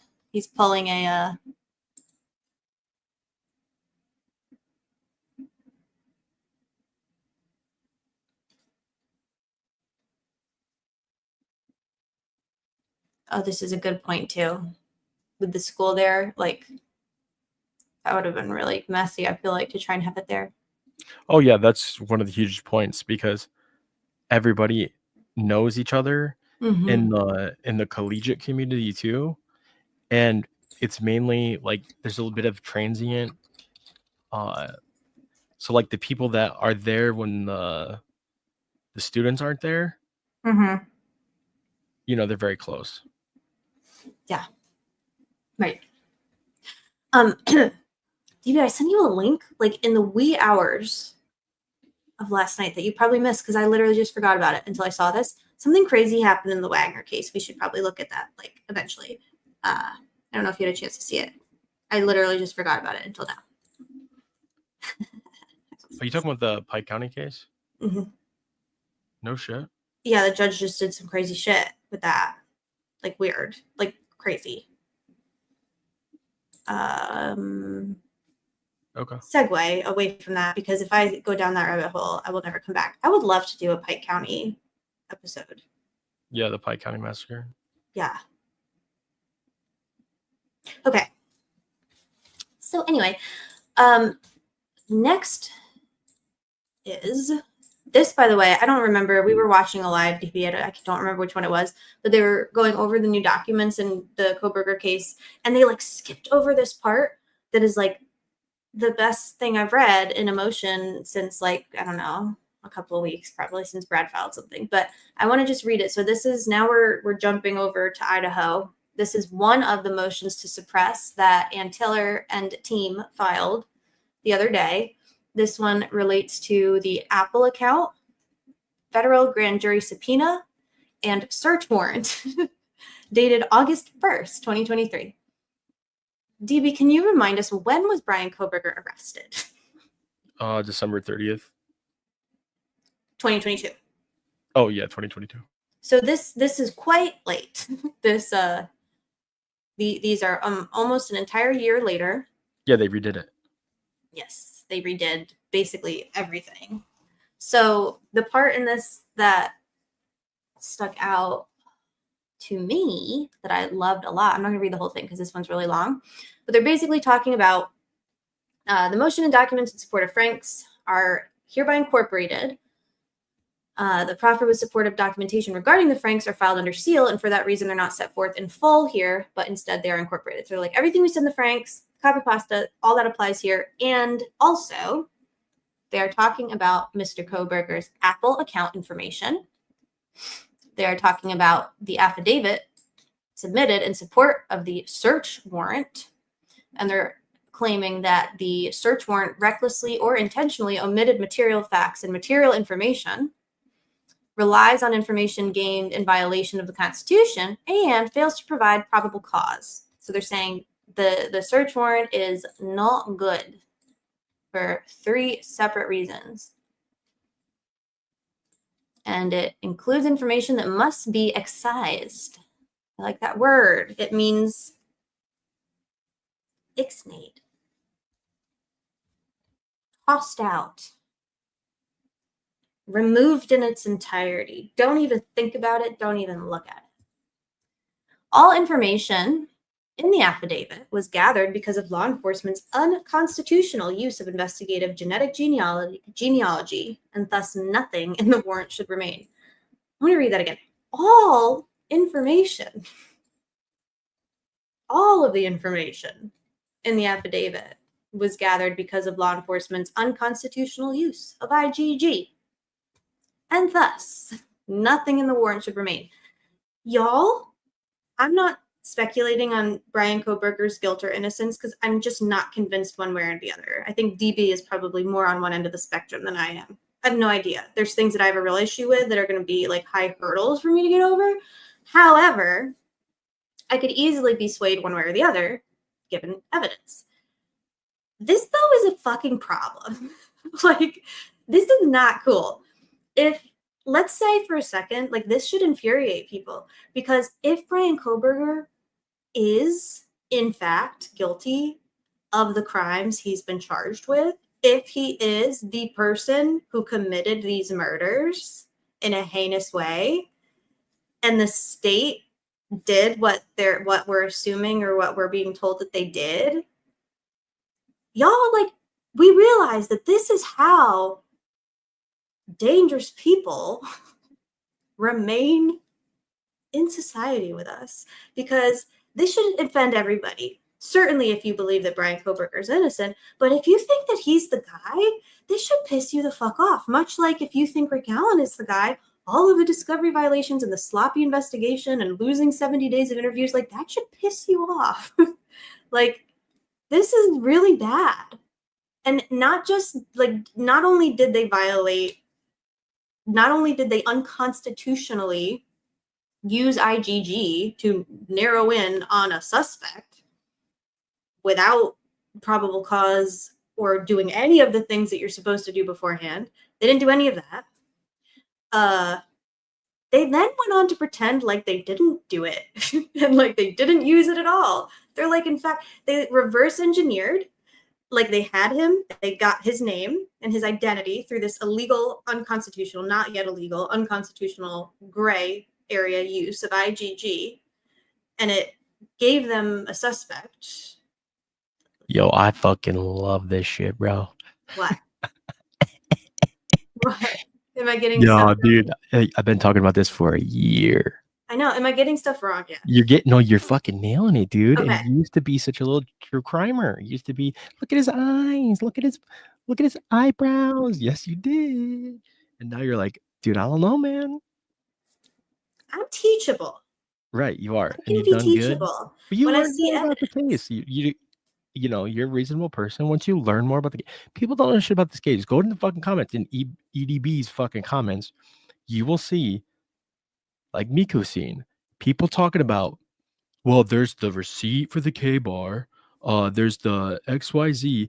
Motherfucker, everyone thinks there's a fucking receipt for the K-bar. There ain't no receipt for no K-bar, or else we'd know about it. They'd be putting it on billboards. Angela's a wine mom. No, she was like very intelligent true crimer that had has a mental health background. And I'm not saying she has mental health issues, but that Well. she's, a professional. Yeah, this is the other thing too, is like the source for everybody on the receipt was Dateline, right? But then when you look into the Dateline story, it was Jennifer Coffendoffer. Hey guys, maybe ask someone else. Yeah. So my issue is I'm a skeptic in general. My baseline is to disbelieve cops for the most part. I want them to prove their methods and I want them to prove that they are worthy of trust and belief, etc., the benefit of the doubt. I don't give cops the benefit of the doubt, period. No. So I go into most things like skeptical by nature. When I read the probable cause affidavit for Bryan Kohberger, so this is like my blind spot, or maybe because I really am very, very limited in my knowledge of the scientific aspects of DNA. Like, one thing DB has helped me a lot with is I knew nothing about ballistics. I knew nothing about firearms. I just assumed a firearm is as good as a fingerprint, which is good as DNA. I had no fucking idea. Well, so, and kind of get more skeptical about cell tower stuff and how that works. About what? Just more about CSLI too, yeah, right. Because if you read the PCA, for me, when I read it, as soon as I seen that they said in their experience criminals turn their phone off, I was like, they're done. If you got to put that in a fucking PCA, are you kidding me? Right. It's like investigators believe. Yeah, in our experience, people, it's like, okay, and I could see that shit coming from a mile away on the Richard Allen case. Yeah. Is they were gonna say if his phone wasn't there, it's just because he turned it off. It's like, okay, you criminal mastermind, did you leave fucking blood in the knife sheath?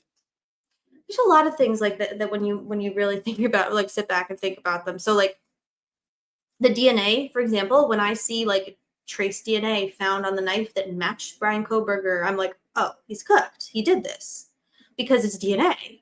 DNA is not like bite mark evidence. DNA is not like an unspent round, ballistics tool mark evidence. It's DNA. Yep. So that's where they got me, because I was like, this is a DNA case. It's over. It's open and shut. This motherfucker did it. So I kind of stored Kohberger in my probably a cooked goose cabinet. Like his goose is cooked. That was it. And then I forgot about it because I was more interested in Rick's case. And then over the past like month or so, I've been like, what's going on in Idaho? Because I have this little parakeet in my ear who's like, look at the Kohberger. Oh my God, fucking out together. So like I've started paying attention.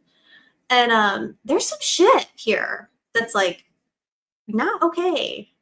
Now I'm like, I have no idea if this guy did it or not, but I'm gonna take a lot more to be like convinced of it, because they cheated and then they lied about cheating. They used a non-legal method illegally, and then they covered it up. They tried to cover up the fact that they did that, and they reverse engineered their entire investigation to make it look like they used boots on the ground investigative methods to just canvass an entire state or two and find this guy.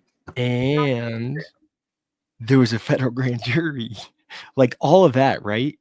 But then you got to think, like, there was a federal grand jury and nothing happened. Why? Well, why? Because the feds didn't want it anymore, and the feds disagreed with the theory of the crime.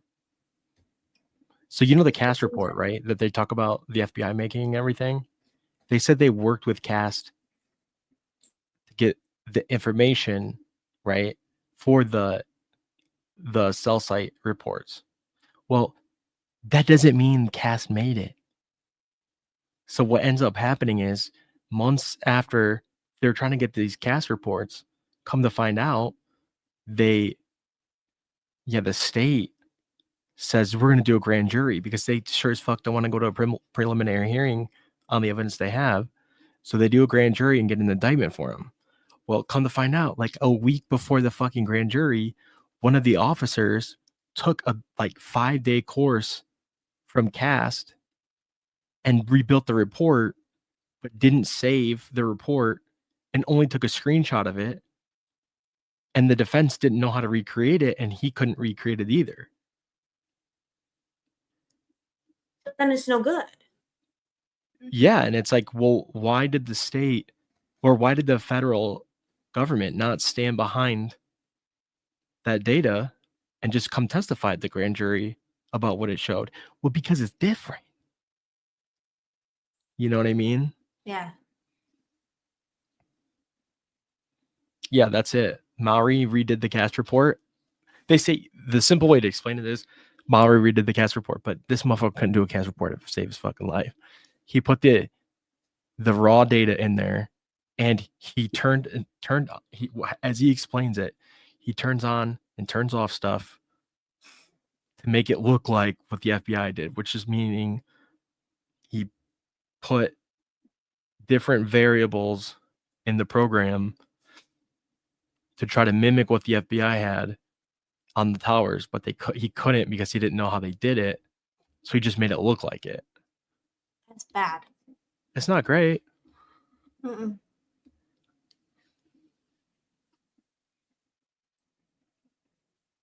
Yeah, why are we taking screenshots of stuff all the time? This is like the third time that I've heard it, like, oh, well, you took a screenshot of it. Like, because they didn't want to preserve the data. Because if they would have preserved the data and sent them the actual map file of where everything came from, their expert would have been like, oh yeah, you omitted like 16 pings. yeah. And you didn't say that in a report. You didn't say why. Yeah. Why did these pings not work? They're not going to be able to explain it. So they just take a fucking screenshot and throw it in the grand jury. And the grand jury goes, yep, that's a cop. Yep, those are circles. That looks serious. I gotta take the dog out. Yeah, go ahead. I have a little bit I can go on about If you want. the death If you gotta penalty. go, you go. Oh, okay. Yeah, by all means. BRB. Hey guys, I wanted to talk to you guys about the death penalty. Who here wants the death penalty? I mean, that's not what I meant. Who here supports the death penalty? Be honest, some people do. I bet you can take a wild fucking guess how I feel about the death penalty. My lib brain. Yeah, I don't support the death penalty. Don't do it. I don't support it. I've never. I can't say that actually. I've never. I used to, you know. You like life without parole? Yeah, I have my own thoughts about that, but you know, I don't. I do not love the death penalty, BGOG. And why would I support state sanctioned violence? Yeah, I don't trust convictions anymore. Yeah, exactly. If there's, you know, one person innocent convicted that can possibly get the death penalty, you know, Emmett Till, rest in peace, probably one of the most well-known ones, but there's been a lot of people on death row that were fucking exonerated. That we're done with the death penalty then. If one person gets convicted to die by the state and they get exonerated, the death penalty's over. We're done with it. Y'all fucked it up. You know? But a lot of people think, well, if they're so anti-death penalty, doesn't that mean they think they're going to get convicted? They think their client's going to get convicted if they're fighting against it so hard and they think he's going to be killed by the state, you know? I understand why people think that. It's kind of easy to assume that. But what we forget about the death penalty is, sometimes, a lot of people know, is that the death penalty requires a death penalty qualified jury, right? So, you taking deals, DB? What you mean? Yeah, Marcellus Williams. The prosecutor said to vacate this man's conviction. The state said vacate his conviction. Yet, the other person in the state said no. Wait, the jury too? What you talking about? Oh yeah, the judges, not the judges, the talking deals, DB. Yeah, for sure. So deals. One of the things that happens is the death penalty is a bartering tool for a plea deal. You don't want to do death. You want to be sentenced to death? Some people may say they do want the death penalty. If they're going to get life without possibility of parole, they may say that's a better way of living. Well, another thing the state does, death penalty states, is the death penalty or the death penalty area of the prison. Oof, it's not great. It's even worse. A lot of them are on lockdown most of the day, 23-1. You know, they don't get to go out. They don't get to really see or participate in the you know, sub society of prison. Why is DB a pirate? Somebody was saying I was a bird guy, and I just thought it would be cool to be a bird, have a bird. And who has a bird? A pirate. And I like being a pirate, you know? Fucking kill me. I got you. I don't get it. I don't get that at all. Deals take death penalty off. Oh, yeah. So the deal takes the death penalty off, right? Okay. Well, I'll take it.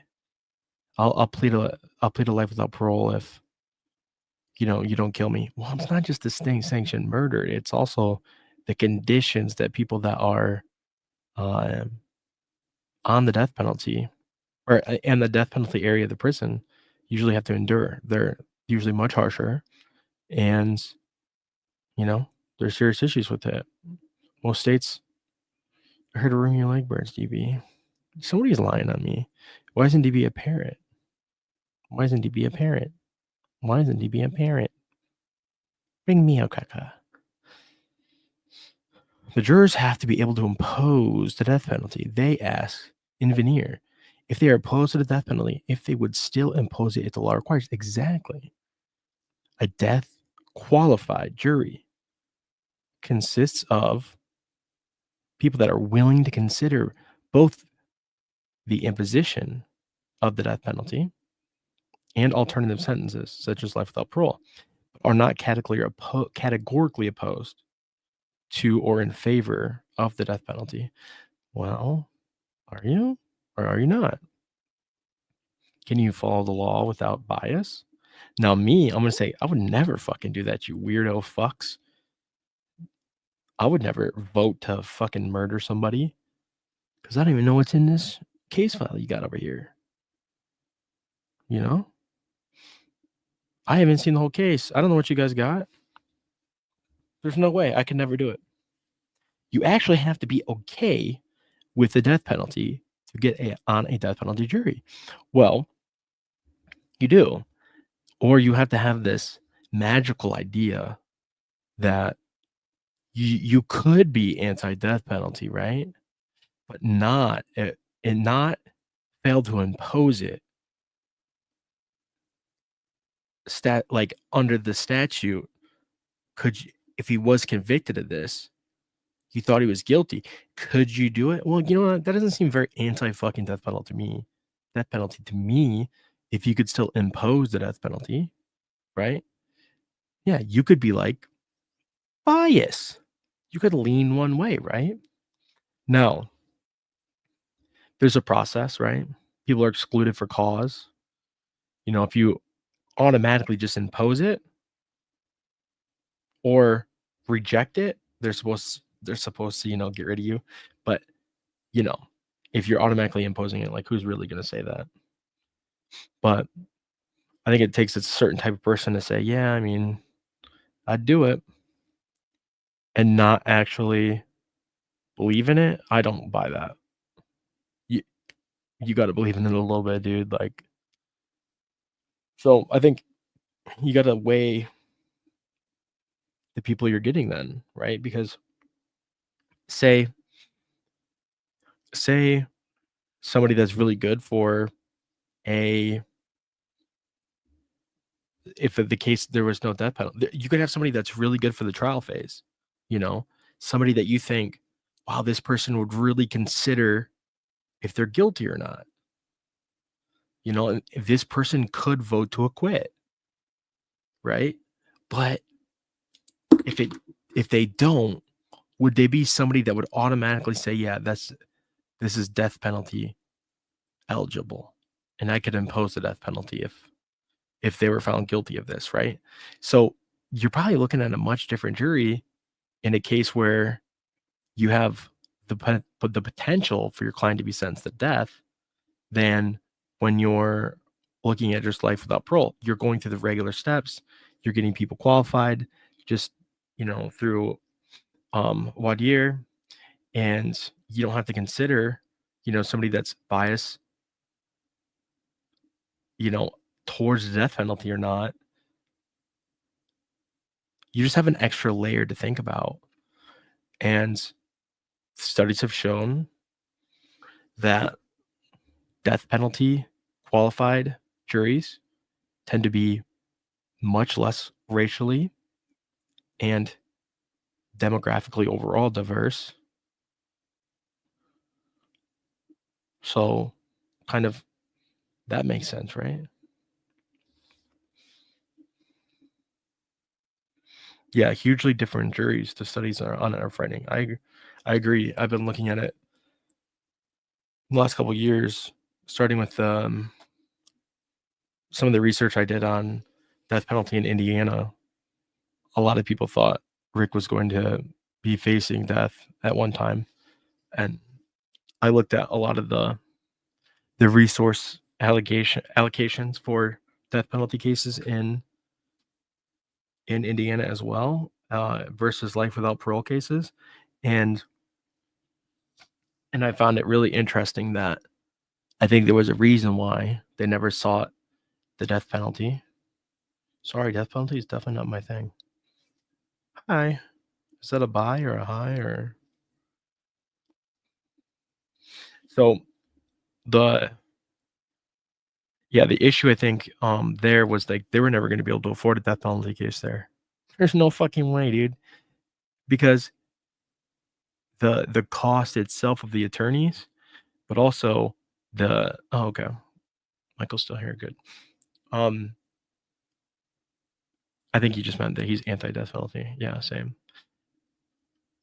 Obviously. Yeah, so there's just a big difference. Different questions like in voir dire, you would ask something more like, do you have a moral, religious, or any philosophical beliefs that would prevent you from considering the death penalty? Or if the evidence warrants it, could you impose a sentence of life without parole rather than the death penalty? In like a capital murder trial, somebody would say, if they say they can never impose a death penalty due to the religious beliefs or maybe underlying political beliefs, like, they're going to lean a certain way. And that getting them out of the way is going to be, or you automatically have those people out of the way. Going to get life without parole without the procedural complications. Yeah. Well, I just meant that, like, in Indiana, from my understanding, some of the studies that were done on it, like, the death penalty cases cost like 5 times more, but the cases that they sought the death penalty, there were so many of them that they ended up pleading to life without parole.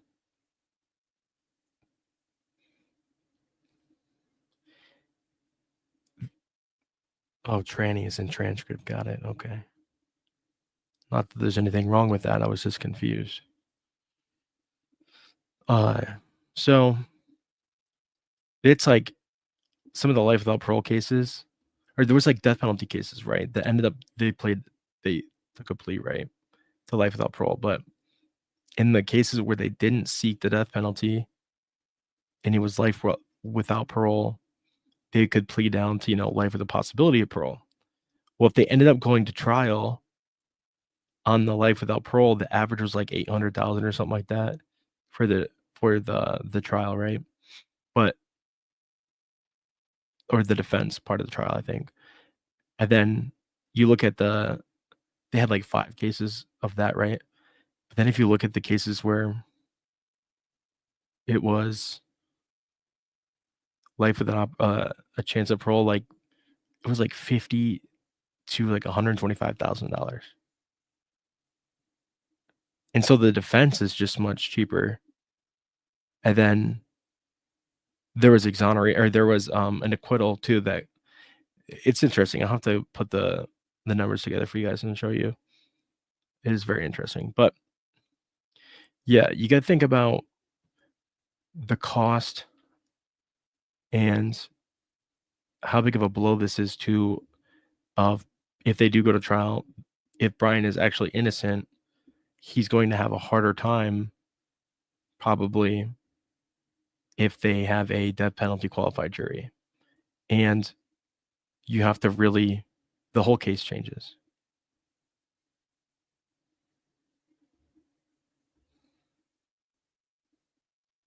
Yeah, you're exactly, BRYAN. You're more likely to be convicted in the death penalty case. Because the real question is, yeah, they did something. They know they did something. They want to charge them with the death penalty, right? So I feel like it's just inherently prejudicial to even like the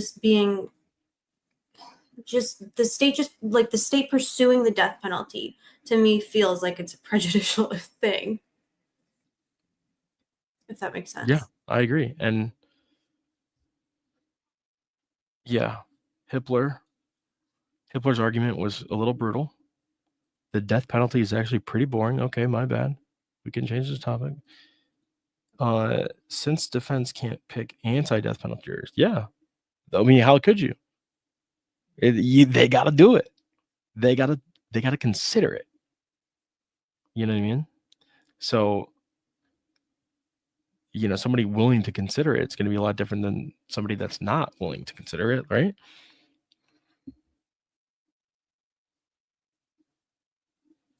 Yeah, I agree with that. So this study found that death penalty juries are more likely to be conservative, have higher levels of trust and authority, lean more likely to convict, Yeah. will be less diverse, and demographic groups more likely to impose the death penalty overall. Certain racial minorities, younger individuals, and some religious groups may be excluded altogether.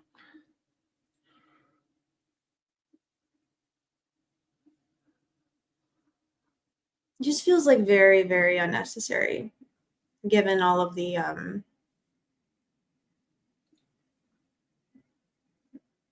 fuckery, in the case already. Yeah, and there should be a mitigation phase in this case if he does get convicted, and you got to think about all the investigative hours that go into that. For you, those of you who don't know, the mitigation is you have the right to put on pretty much anything that, to a reasonable degree of certainty, anything that shows good character or conditions that make it harder for you to be a normal person in society, I guess. It feels like it's unfair for the state to, I don't know. I don't know. I feel like bargain with somebody's life. Yeah, asking a jury to determine the guilt or innocence of a person is a very different question than whether or not that person should be put to death if they're guilty, or if the jury decides they're guilty. Like, it just feels like it's a very different. It just feels inappropriate for the state to expect a jury to make a decision on guilt or innocence alone, without that clouding their. Yeah, that's part of that. Sorry, go ahead. No, that's really all I have, because I don't know how to, I'm having a hard time verbalizing, but it just feels like you're conflating two different things, and it's a really good way to contaminate the jury's decision making, I feel. Yeah, and the idea that there was a punishment like death that can be sought by the prosecutor, you have to ask yourselves, if you look at all the cases where a prosecutor had a capital case that was death eligible but didn't seek it, is that fair? Because now your prosecutor just decided, yeah, we're going to seek it. That's arbitrary. That's just up to the prosecutor then. So one of the arguments that they made was these aggravating factors are so ambiguous or kind of not specific that a prosecutor could just determine really whether or not, there's something especially heinous, because if somebody was killed, anything could be especially heinous, really. Well, I was just gonna say, what makes these murders more or less heinous than any other murder or murders, right? It just feels like, is it the sheer number? I don't know. I feel like the argument, or the Judge Hippler's order left a lot to be desired, and actually many of the I watched two of the LawTube analysis that I've seen today about it, I was not impressed. I still think that the defense raised really valid points, and I've yet to see them be considered in a meaningful way, in my opinion.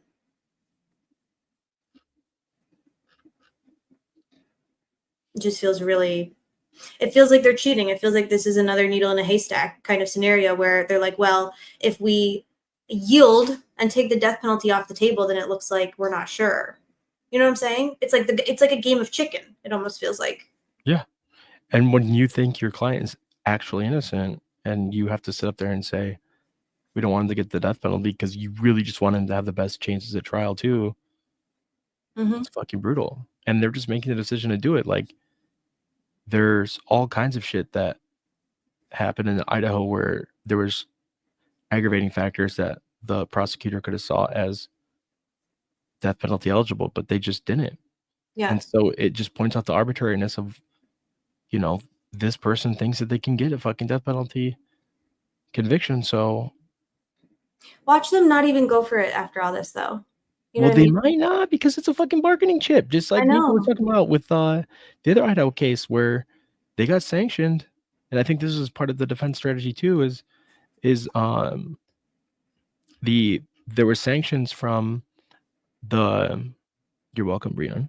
There were sanctions on the Daybell prosecutor for withholding discovery and exculpatory evidence that the death penalty eligibility was blocked. Yeah. And I think they've done a really good job in this case up to that point, saying that they're pissed off about discovery, and also they want the death penalty off the table. You know what I mean? So they're saying like, hey, take the shit off and we're good. You know, and that's a huge thing, because it's not just it's fucking huge that he's not going to get killed if he gets found guilty, but also like it's about the guilt phase of the trial. Like the difference of the jury you're going to get is completely fucking different. It's a fairness. It sounds stupid, but it's like a fairness thing. It's like you're already benefiting the state by allowing them to pursue this or pursue a jury that will agree to it. And it's like, again, it just feels like an unnecessarily prejudicial tactic or move that, like, well, it's because we've always done it and it's not unconstitutional, so that's the law in the state of Idaho, so that's what we're going to do. And it's like, okay, I understand this is not like a policy conversation, like this is not like we're not in front of like legislators making this argument, but like the judge can also make a decision based on his own fucking brain. Like, this is what drives me crazy. Judges are like, well, that's what the statute and that's what the law. Like, why don't you fucking read the arguments and use your brain and make a decision, because you're allowed to interpret. They never do. They're just like, it's black and white. And it's like, no, the fuck it's not. It's often not. It drives me crazy. They're just like lazy, I feel like. Or it's like political. They're like afraid of like making any move that is gonna like, why can't he? So, well, then was it a waste of time for her to file this motion with all of her arguments if he had no choice but to deny it? Because I feel like she makes some really good arguments. Well, I think some people have said that he's going to deny it because of making the argument that the aggravating factors are cruel and unusual isn't the best way to argue it. And the guy who actually did most of the work on it was one of the attorneys, Jay Logston, and there was an oral motion in court on it, and he wasn't there because he was representing a client he was the first chair for, and Anne had to kind of argue his kind of philosophical, constitutional, heavy, federal court heavy case where she probably wouldn't have argued it that way. And so she kind of had to pick up somebody else's argument. She really wasn't that in depth with it. You could tell she did a really good job with it, I think, but I think she would have had a completely different argument. And I think it might have been a little bit more effective for Hippler. Guy in Chicago cleverly didn't deal away the death penalty because he knew a death sentence would get him more attention. He was right exonerated. Oh, yeah. Well, there's cases like that too, where people get tried, get found guilty, get the death penalty, and they get their shit to the Supreme Court easier. You know, there's the Curtis Flowers case that comes to mind. What? This case just makes me sad. Oh. It's just rough. Yeah. Yeah, the Curtis Flowers case is a really good example of he probably wouldn't have gotten relief if he had life without parole. That's somebody who went to trial 6 times, I think. There's other cases like that for sure. I mean, the one case that kind of changed my outlook on the criminal justice system in a book that I read. Anthony Ray Hinton, he probably wouldn't have gotten relief if he wasn't on death row. Yeah. Because like if you're convicted, it's almost better, but it's gonna lead to more convictions just having it on the table, kind of. If I'm making sense, like. Yeah, I think so. And I just was. Oh, thank you, Judy. That's very kind. Oops. I have a major bias. Judges. Yeah. They're trash. Oh yeah. They're trash. They're basically prosecutors. That's it. Judges exist to help prosecutors win. Yeah, they're arm of the state. That's all. And the people, right? They're elected. Right. So they're an arm of the people and the state because the people bend the knee to the state, you know? And they really, you know, like you look at the Hannah Gutierrez Reed case with Alec Baldwin. Or the Alec Baldwin case. The Rust case. And the Hannah case. But that shit right there, like for that judge to go on a limb and dismiss that case, like not only I think it was the right thing to do, but she probably saved the whole fucking state and county so much money The of fighting judge? that bullshit. Yeah. You think that was a hard decision for her? Oh yeah. I mean, it looks obvious once you actually do it, but for a judge to do that and dismiss it with prejudice right then and there, like it doesn't happen. It literally does not fucking happen ever, dude. Yeah. I think I think that was a good case to do it on. That you would think that they would fucking do that, but dude, it wouldn't have fucking happened if their special prosecutor wasn't a criminal defense attorney for 15 years. Yeah. She said, this bitch you got me working with is psycho, dude. I'm out. Yeah, I think she saw the ship taken on water. She was like, I'm out. You think Latrell would have done that? No. Fuck no. Latrell hasn't done that. In fact. He does the opposite of the right thing. It was fresh. It was awesome. So, okay. Obviously, I could take or leave Alec Baldwin. I think it's a tragic, really fucked up situation all around. I wouldn't be cheering if he were convicted. I wasn't cheering when he was, it just sucks all around. I don't think whatever. But taking Alec Baldwin as a person out of it for a second, watching that in real time unfold at the same time, we've got the Karen Reed case. I'm pretty sure they were concurrently being tried, at least for part of it, and waiting for Delphi, Rick's case to start. Everything we saw with Gull and everything we saw with Bev, it was like I had like an emotional response to watching the judge dismiss that, because it was like, how rare is it to actually see something fair happen? You know what I mean?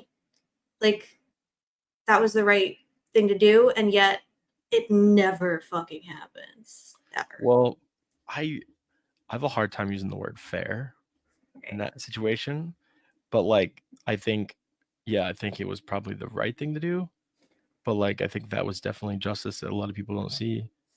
But when the scale is so tipped in one way, like something neutral actually looks like, special treatment kind of probably was a little bit, but they know better. Dude, you think you're going to fucking defend and go through the appeal process and he's not going to get back in court on involuntary manslaughter charges? You're fucking high, dude. Like if he got found guilty, they would have gotten overturned. Yeah. Eventually. Yeah. It's crazy. And it's not death penalty related, but just judges being shit.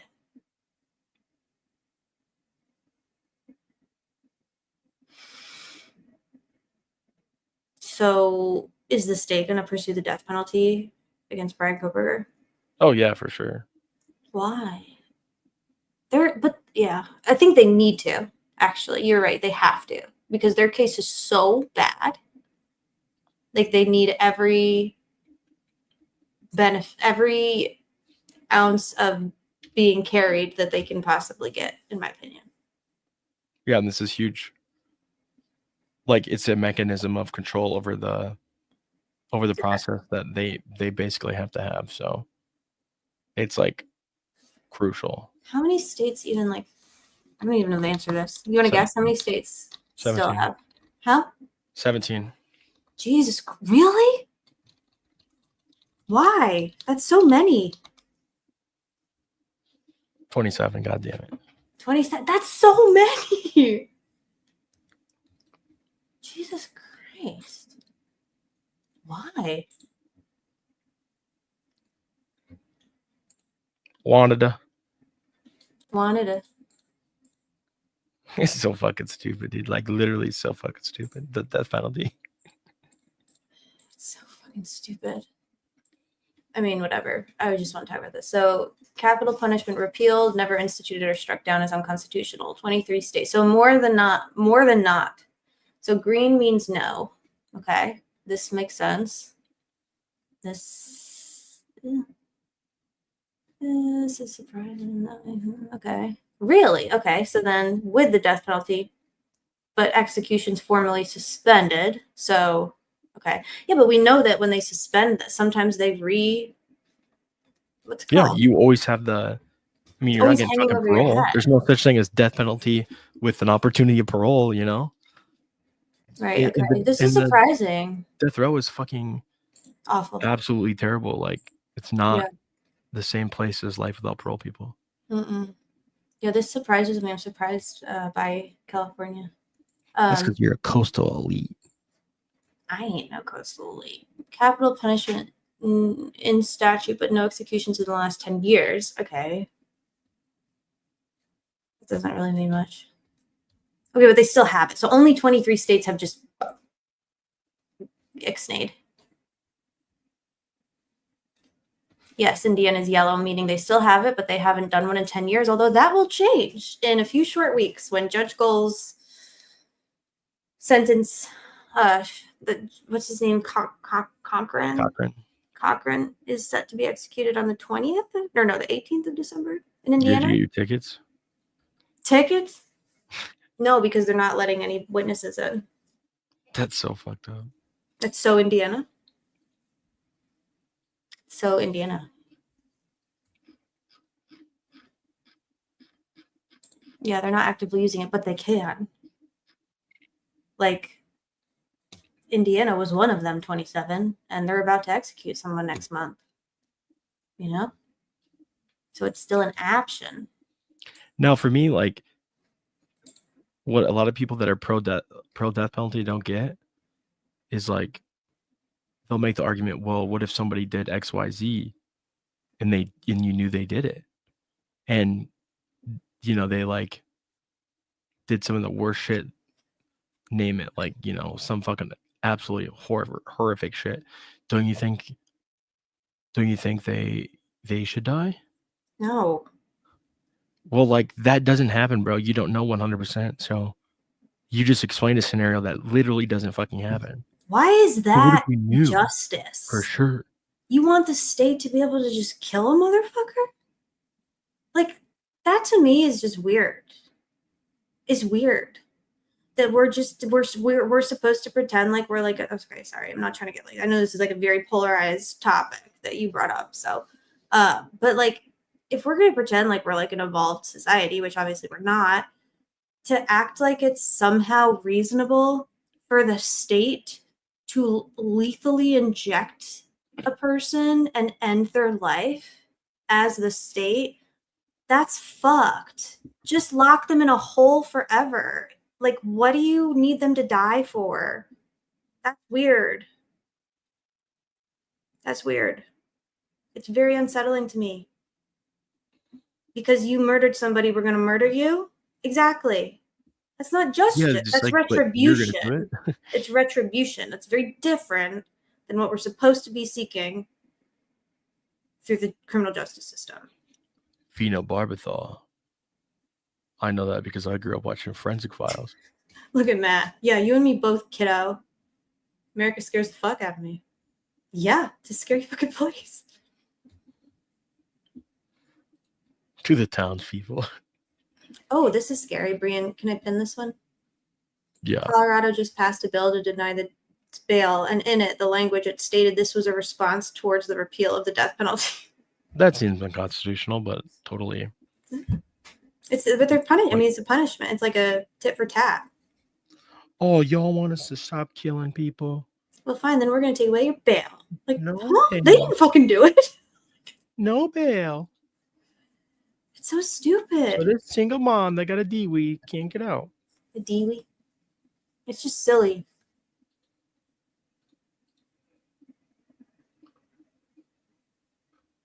I don't know. I think it's a bad idea. I think it's a bad move. I think it's the wrong move. I think the state should not do it. They're doing it, dude. So, back to my tangent. Continue. When the state / FBI did a boo-boo, they did a warrantless bing bong, they did a violation, they did an oppression. They were like, oops, we violated the US and Idaho constitutions when we did this. So they allegedly, right. More will be revealed in the fullness of time. Allegedly, what is not alleged is that on August 1st, 2023, Corporal Payne of the Moscow Police Department requested a warrant for the exact same information that was subpoenaed from Apple by the FBI almost a year before. Corporal Payne admitted in his affidavit that the FBI had already subpoenaed the requested information. So why would he do that if they already had it? Because it was no good. Something happened. Yeah, we were like, oh, we can't use it, so we got to do it again. We got to redo it and pretend like, I don't know. So that's a problem. Yeah, so the state redid all their warrants or redid them from subpoenas to warrants because they didn't have the full authority to request what they did and received. So they had to turn them into warrants because then they had to swear a probable cause affidavit. Why didn't they arrest them in Idaho? Well, because they were probably forum shopping. Why wait for PA? Can you tell people what forum shopping means? Something that I think it's the motion to suppress the fruits of the arrest at his parents' house. So basically they were going around and watching him, had a pen register on him, but waited until he was inside of his parents' home when he was in Pennsylvania.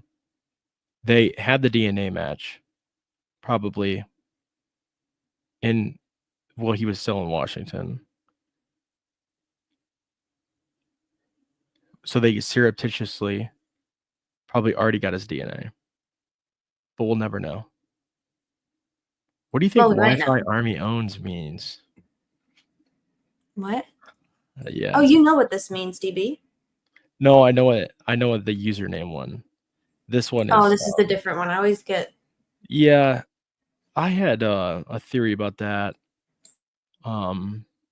Wi-Fi is in wireless signal, being in the signal core. The military sometimes calls the Wi-Fi Army. Signal Corps is a unit inside of Special Forces unit, and it's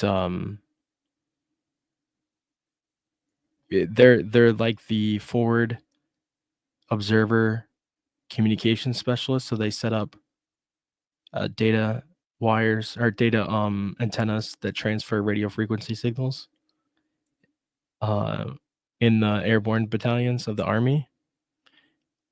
Now, I don't know if that's actually what that meant, but yeah, forum shopping is about picking a favorable court. Yeah, so the way that it was explained was not just the actual court itself, but the state in the motion. Because the forums they had to choose from, I think was, yeah, obviously 3 different states, Pennsylvania, Idaho, and Washington, and then every state they drove through too. One being Colorado and the other one being Indiana. Honestly, I think in a way the Indiana stops were probably to try to get a DNA swab off his license. Really? Yeah, or to look at his hands. They say they say that it wasn't connected, but with all this stuff with the federal grand jury and stuff, I don't believe it. Yes, is my answer. I don't know if that's an American or not, but do I feel murder trials need professional juries? Yeah. Doesn't Denmark, someone was saying like another country. Are you really 25 Bravo, dude?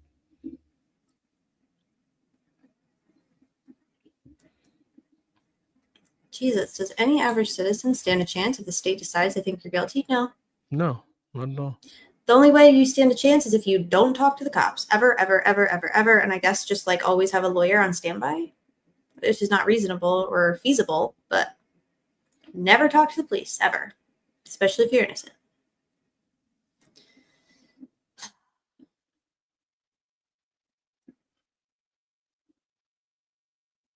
Well, JC, have you ever heard them be called the Wi-Fi Army, the Signal Corps?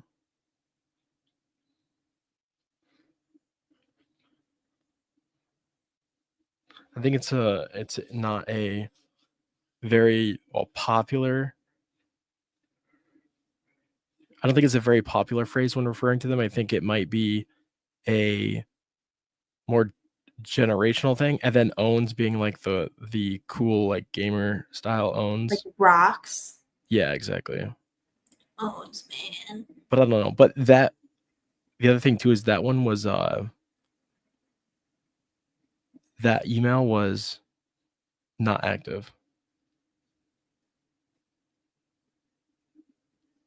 It was old. Yeah, it was old, like a teenagers, you know. Yeah. Wait, what was the phrase? Wi-Fi Army owns. Also, there's a cartoon called, I think it's Palm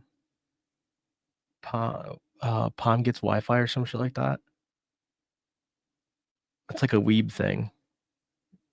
It's Miku probably is into this shit. What is it with the horses?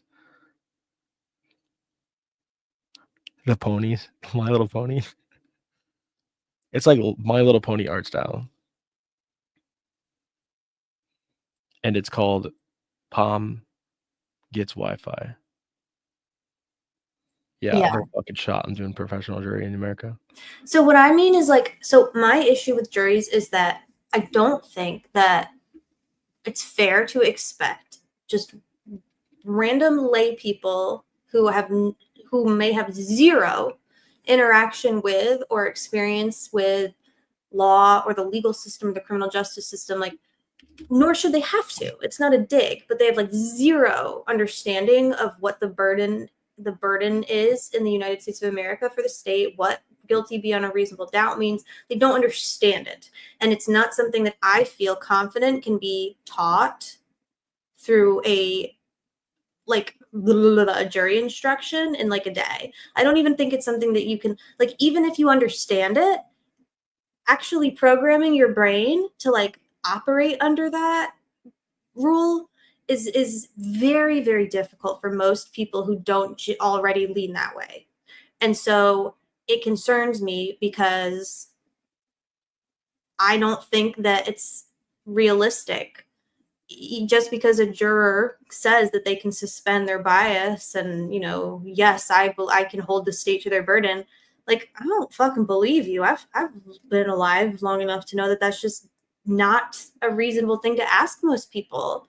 So professional jury, I don't know what that means, but I think that there should be like requirements to serve on a jury, whether it's like a fucking class or something. I don't know what it needs to be, but like the way we're doing it now, from what I just saw in Indiana, has fucking horrified me. Like horrified me.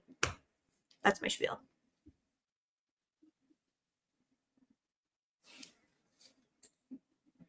After Delphi, I've lost faith in jurors. There's no way they proved that beyond a reasonable doubt. They didn't even prove, in my opinion, they didn't even prove enough to fucking arrest the man. Like, I at least thought the state would have a little bit of a better case put together for trial. It was way fucking worse than I even anticipated. Like, I could go up there and put on a better case for any third-party suspect than they put on for Richard Allen right now, with far less reasonable doubt.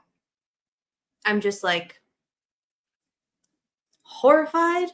It's really shook the core of my belief system in terms of like, actually, the Supreme Court of Indiana not removing Gall is what irreparably shattered my belief system. But this has just been another nightmare realization. Like, is this the scariest fucking state in the United States? Sure fucking seems it. I've never seen anything like this.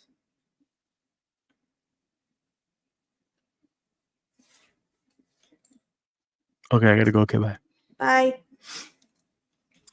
I'm hopeful that our AI overlords will be more just. I hope so, BRYAN. Everybody put a 1 in the chat for DB, baby girl. Thank you, DB, for educating all of us, expanding our minds. The Idaho case is insane. It is. It is. And there's still time yet for it to get even more insane. The trial is in deep doo-doo with a federal case against him. Yeah, he is. He for sure is. For sure. Kat says, my brain grew 3 inches. Thanks, DB. Okay, really quick. I want to go through this. This I just highlighted because it's outrageous. So here is one example of a needle in a haystack tactic. Corporal Payne, this is Kohberger again, Corporal Payne requested a very broad time frame from October 7th, 2016 until December 30th, 2022 for any and all Apple accounts linked. 6 motherfucking years, Corporal Payne? Really? That's broad.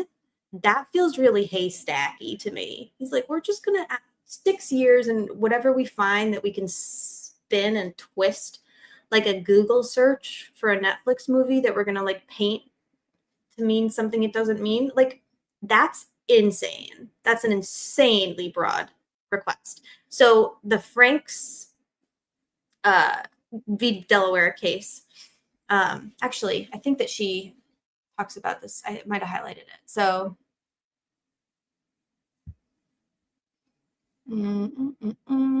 this. Okay. So part of a search warrant requirement is it must be particular and specific. Very particular and specific as to what you are allowed to seize, what you are allowed to swab, what you are allowed to take away with you. 6 years is not particular or specific.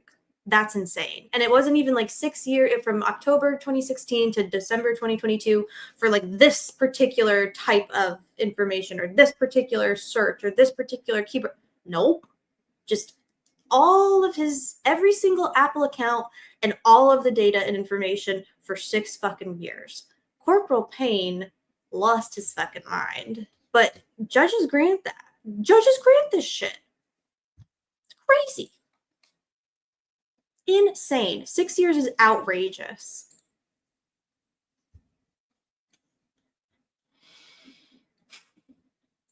Yeah, it's outrageous. Yes. I agree with BRYAN too. This happens all the time. That's why I'm wanting us to talk about this. This happens all the time. Brian Kohberger, middle middle class, upper middle class, I don't know, white male. Rick Allen, middle class, white male. Do you know how many cases we don't hear about that aren't high profile, that aren't discussed in the media, where defendants are getting absolutely fucking railroaded, obliterated, their rights just being totally, not even trampled, just ignored. They don't exist. All but ignored. We don't hear about it. Because we don't hear about it. Because the state is going to do whatever the fuck the state wants to do. And that's how they operate. Because who's going to stop them? Judge Hitler? Judge Hitler's not going to stop them. Judge Gold sure as fuck is not going to stop them. Judge Bev is not going to stop them. Who's going to stop them? Y'all are going to stop them because you're going to stop voting for these motherfuckers. Or you're going to start voting for better people. Myself included. Fuck's sake. It's crazy. 6 years. Get out of here. Payne is very quickly elevating himself to very high on my shit list. He's almost in line with not veto. Definitely not veto. He's getting close though to veto. This is some David veto bullshit. Sorry. There was a particular thing I wanted to read. Okay.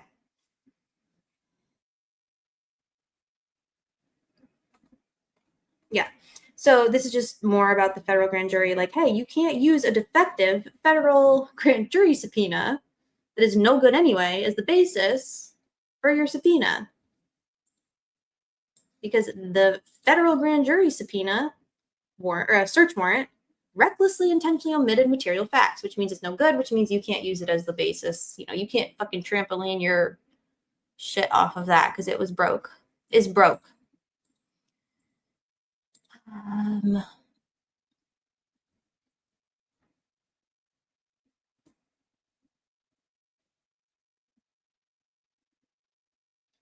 This is just more examples of Frank's arguments from Idaho specific cases.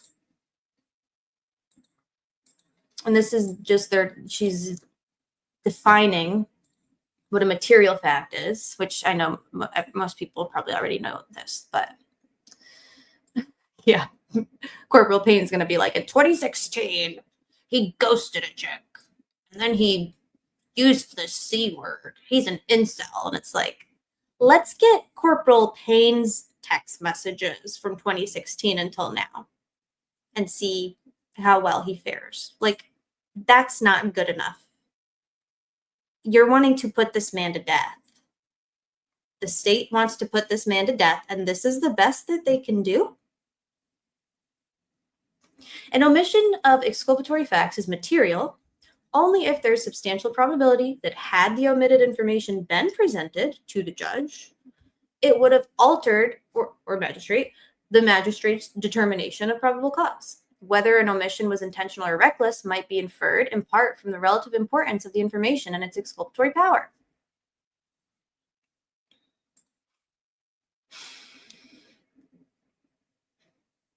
I don't know. As an ER nurse, the cops I meet are truly some of the dumbest people. I don't know why society seems to put them on a pedestal. So dumb solving cases.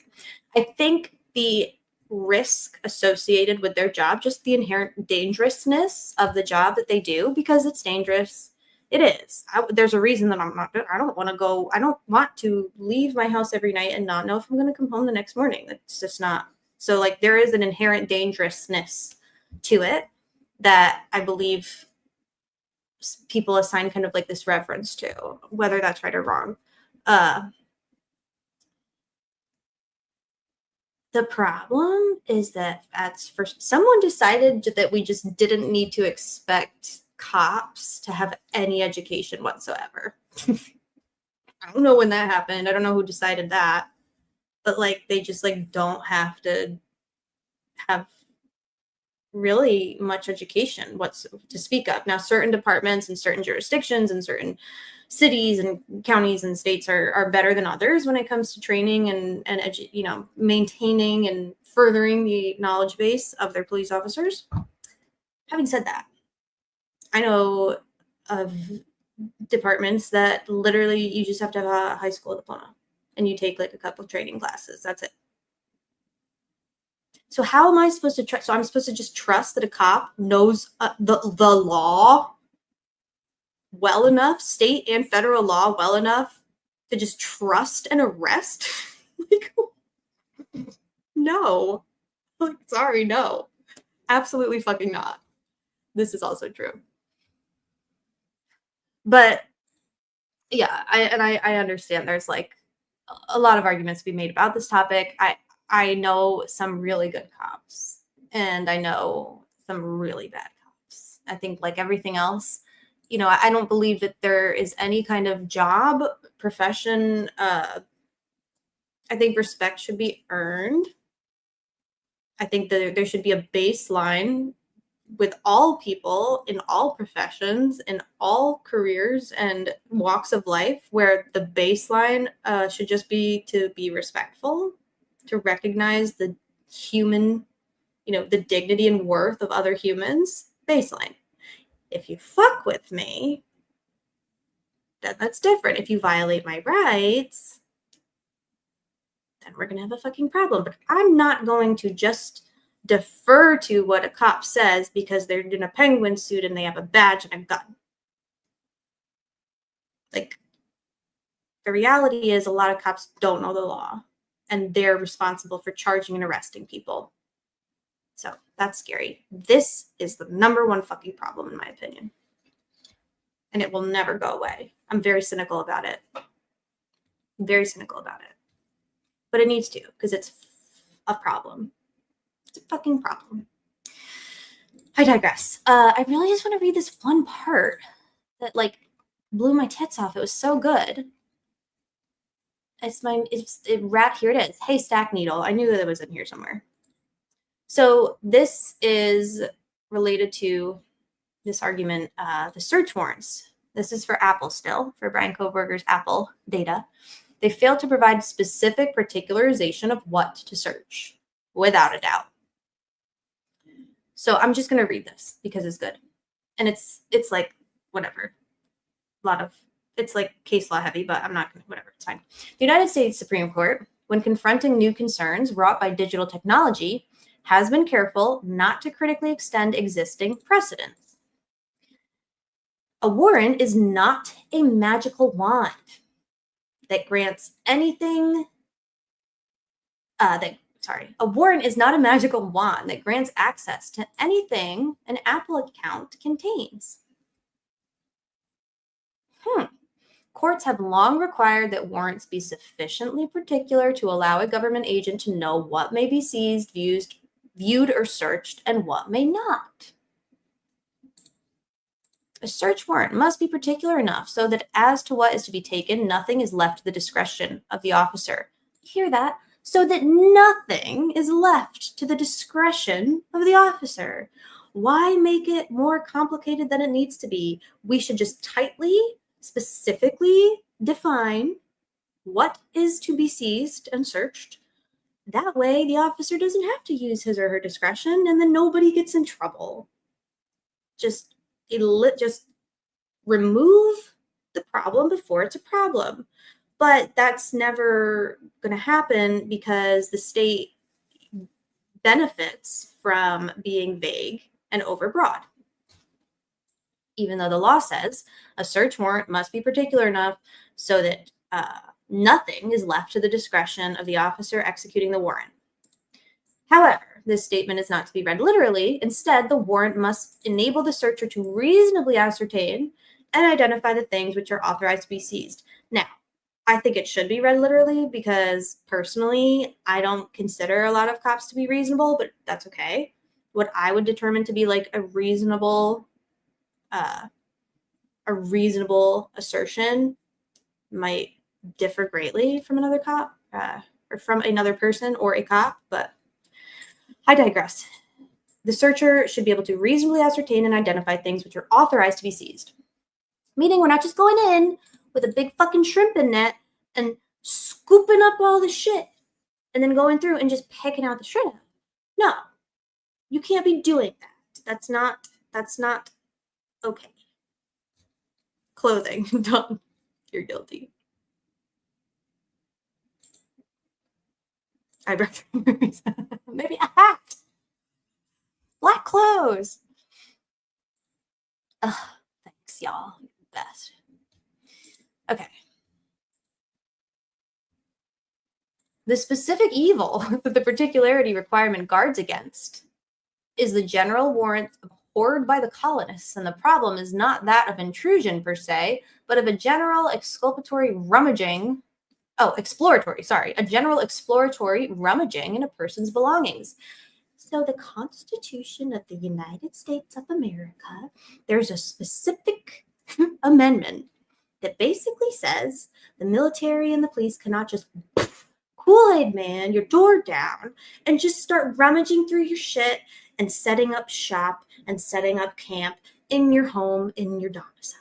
They're not allowed to do that. But rummaging through all your shit without probable cause, without specific particular parameters around what they're allowed to rummage through, sure feels like a violation of the Constitution, of constitutional rights. Kool-Aid man. Right. In striking a balance between law enforcement interests and the rights of individuals to be free from unreasonable searches and seizures in the digital age, the process of segregating electronic data that is sizable from that which is just not. Oh, wait. Sorry, this is confusing. The process of segregating electronic data that is sizable from that which is to just not become a vehicle for the government to gain access to data which it has not probable cause to collect. I keep saying I'm going to read this. I am going to read this. It's interesting. I have a feeling I probably could guess what it's about. This is my favorite. There must be some threshold showing before the government may seize the haystack to look for the needle.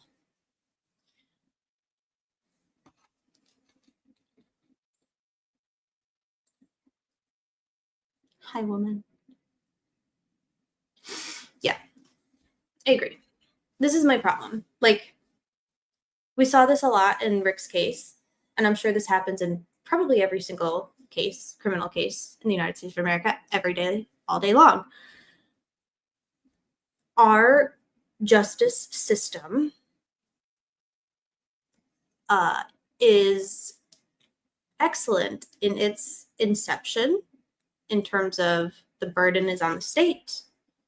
We have certain inalienable rights and certain constitutional protections and certain due process rights that are just assumed. We don't have to do anything to earn them. We just have them. And they're safeguarded by the Constitution and by state constitutions a lot of times too, double safeguarded. The problem is that in the implementation of law, it's fucked. Our implementation has strayed so far away from what I feel like the inception of our legal system, our criminal justice system was. I mean, it's just a mess. So while the defendant is supposed to have the benefit of due process and the state has the burden to prove, beyond a reasonable doubt or whatever the burden is, but in criminal cases, beyond a reasonable doubt, they have to prove their case. The defendant doesn't have to do that. They have these inalienable automatic protections and rights, and the state cannot, should not be infringing on them. Judges are the referees of the justice system, the unbiased, impartial arbiters of justice. The problem is that they're not. So what has kind of been the default seems to be, on paper, in its inception, the defendant has all these protections and the state has to prove the burden and blah, blah, blah, and the defendant should get the benefit of the doubt. No, I don't even think I can, the way I'm set up. Well, kind of. Probably not anywhere near what it should be. You would not approve, for sure. So I'm probably going to wrap it up here in a minute anyway, because I'm starting to hurt. But impartial. Right. So I think part of the problem is a lot of judges have more experience in prosecutors' offices than they do in defense work. Judges are political positions, which again, I think that like kind of counterintuitive to like, you know, checks and balances, whatever. What do I know? I don't know. But I know. They need yearly bias training. Yeah. They need to be audited. Like, I have a boss. Y'all have bosses.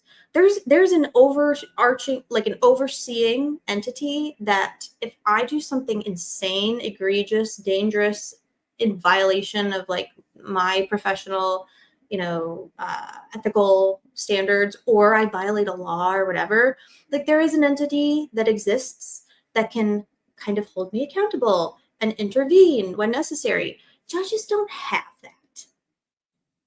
It's really hard. Like, yeah, there's a judicial qualifying board of shit. They don't, you know what has to happen for another judge to intervene and meddle in what another judge is doing? We saw it in the Supreme Court with the extraordinary writs that were filed and heard before the Indiana Supreme Court in Rick's case.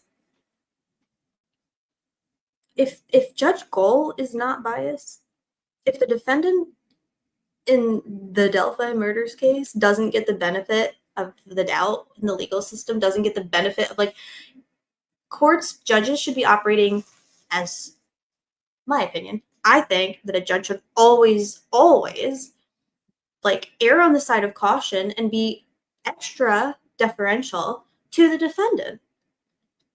Less appellate issues, less risk of violating somebody's due process rights, less risk of convicting an innocent person, less risk of fucking murdering an innocent person via state-sanctioned murder. Y'all better just stay in your houses. Don't ever leave your house. Don't ever go anywhere. Don't do anything. Stay home. Don't ever talk to police. Don't ever be in a situation where you're going to be around a police. Just stay home, and then you don't have to worry about it. Although, I don't know, because apparently now they can get your Google or your Apple from 2016 to present day, so I don't. Me either. Oh, yeah, and if you have a mental illness, don't get arrested. If you have any kind of underlying mental illness or vulnerability, definitely don't get arrested.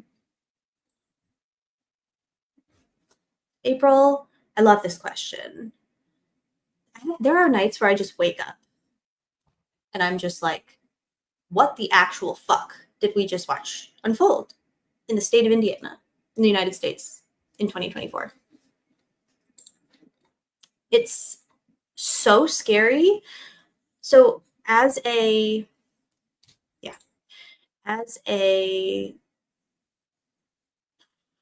mental health clinician, which, by the way, I'm not speaking my official professional capacity here. I'm just speaking as a crank today. But as a mental health professional, when I think about what actually happened in this case, just with Dr. Walla, I'm not a doctor. I'm not a psychologist. Thank God. Never would be. But we are in the same field. It makes me want to rip my hair out of my fucking head. I get so angry and I'm disgusted. Like, I am ashamed. Nobody cares. Nobody cares that this happened because they needed this man. They needed the Delphi murders have become a mountain of shit. There are multiple infinite personal, institutional, organizational, otherwise interests in the Delphi case that have nothing to do with legitimate justice or solving the case legitimately in any way. There are so many entities and so many fucking hands in the cookie jar that just need this case to go away. And then after, that's just before the arrest. And then they went and did the craziest thing ever and made the craziest arrest ever. and then did the craziest shit to a pretrial defendant that I hope we'll ever fucking see in any of our lifetimes ever. Do you know why Rosie and Baldwin had such a hard time removing Rick from DOC? Because this has never fucking happened before. Judge Gold gave them a hard time. She was pissing on them all day at the January 2023 safekeeping hearing, giving them a hard fucking time. She's like, well, you didn't cite any Indiana law. You only cited federal law. You didn't give me any Indiana law. Bitch, there is none because this has literally never fucking happened. Never. I know. I believe Darley's innocent, by the way. Or at the very least, Darley deserves to have her case reevaluated 1,000 million %. Yeah, Judge Gold didn't even know what to do with the safekeeping order. However, that didn't stop her from moving on it twice. She made a decision on it in April 2023, and then she made another decision on it in June 2023. And then a fucking year later, she says, do I even have the authority to vacate a safekeeping order? Bitch, don't you think you should have fucking asked yourself that question twice already before you moved and made a decision on a safekeeping order? This is the shit that we're dealing with. Because who's going to stop her? The Indiana Supreme Court. Except they didn't. Because they don't care about us. It's terrifying. It's literally terrifying.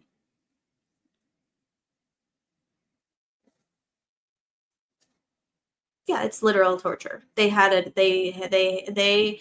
This is my problem with this case.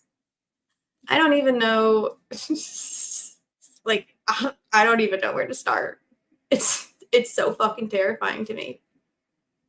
It makes my stomach turn when I think about the fact that 12 people sat through 5 weeks of evidence presentation, hours and hours and hours of footage of a pre-trial, seriously mentally ill defendant being systematically tortured by the state of Indiana. I don't give a fuck what he said. I don't give a fuck if he drew me a diagram to everything that happened at the crime scene. I don't give a fuck. You tortured a man. You fucking tortured a dude for 13 months. I don't care what the fuck you say. I don't care what evidence and confessions you have. I just watched you torture a man. He's catatonic. You're doing exams on a catatonic man. You're doing physical extractions. You're physically, forcibly extracting a man in psychosis from his cell, naked, for no fucking reason. You know why they extracted him from his cell? To torture him. Because he was scared to leave his cell. So that was just another mechanism for psychological and physical torture that they could impose on this man who wasn't bothering anybody. You know, if a pretrial defendant in Max in Shoe doesn't want to leave his cell, do you know what instances would require a physical extraction of him from his cell? None. A haircut? A visit to Dr. Walla, who was perverted and obsessed with him? Who went to visit him every fucking day? No, because you know what? If you're seriously mentally ill and psychotic and you don't want to leave your cell because you're terrified, the doctor can come to you. She can make a visit to your cell. And if you're not well enough to have a visit, an appointment, a session with your psychologist, you're not well enough to be in Westville Correctional Facility. You need to be in Newcastle or somewhere else. So these are just we could sit here for days. And we could just go through all of the egregious, unprecedented shit that they did to this man in order to convict him. Because I'm just going to be honest, like, I got a little bit hopeful the last day of jury deliberation, but there's really not a whole lot of me that ever thought that that Rick would be acquitted. There was way too. Do you like think about for a second what that would mean for just for Carroll County? $4.2 million, and you failed, and the killers are still out there. Not ideal. Then look at what the state of Indiana did, what the Indiana Department of Correction did. The Indiana Department of Corrections violated all of their own policies. They also violated federal civil rights law and protections. They violated all the ADA, all the HIPAA. They violated literally everything. Can you imagine if Rick was acquitted and all of that were true? I mean, they're fucked regardless, but it's going to be a lot harder to prove and a lot harder to get people to give a shit because they're like, well, he's guilty anyway, so obviously it doesn't matter.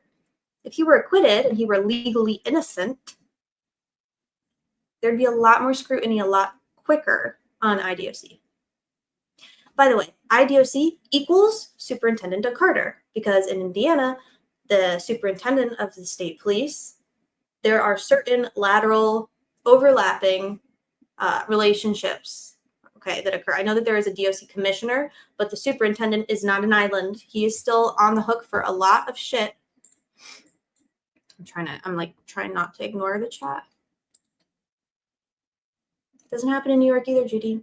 A lot of shit happens in New York, but a lot of shit has happened in New York. We have Rikers Island here in New York. We are very imperfect, but like, we're not keeping people in solitary for 13 months without large scale demonstration, large scale. We're not doing it under the cover of darkness, certainly. Yeah, I have to find, so there's a case. I posted it on Reddit forever ago. It was actually, you know what? I got time.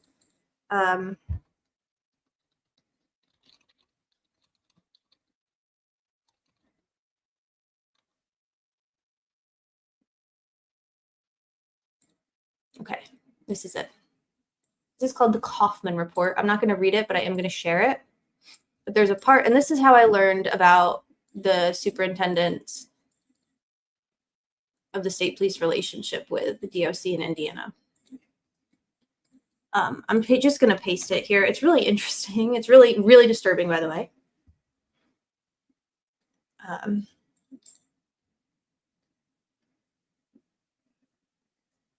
You have it already, Kat. I figured you. Yeah. So there's a part in here. Let me just find it. And by the way, I think I've talked about this before, but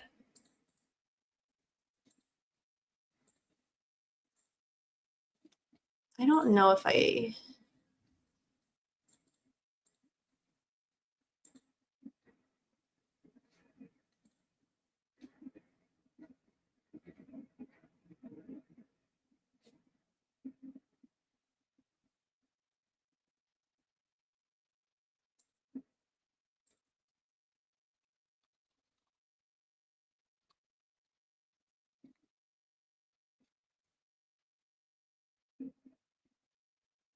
Okay. There's like a specific part where it talks about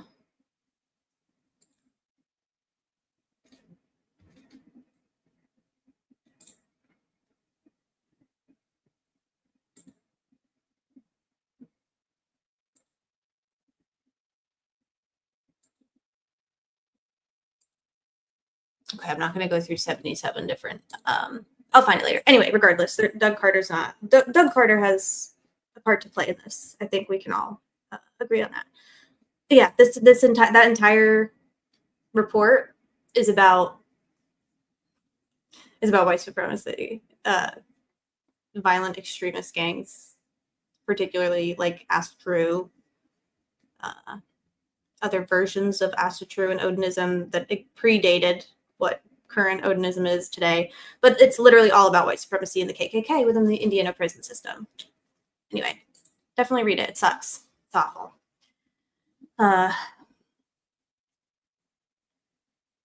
Yeah. Doug Carter has a lot on the line.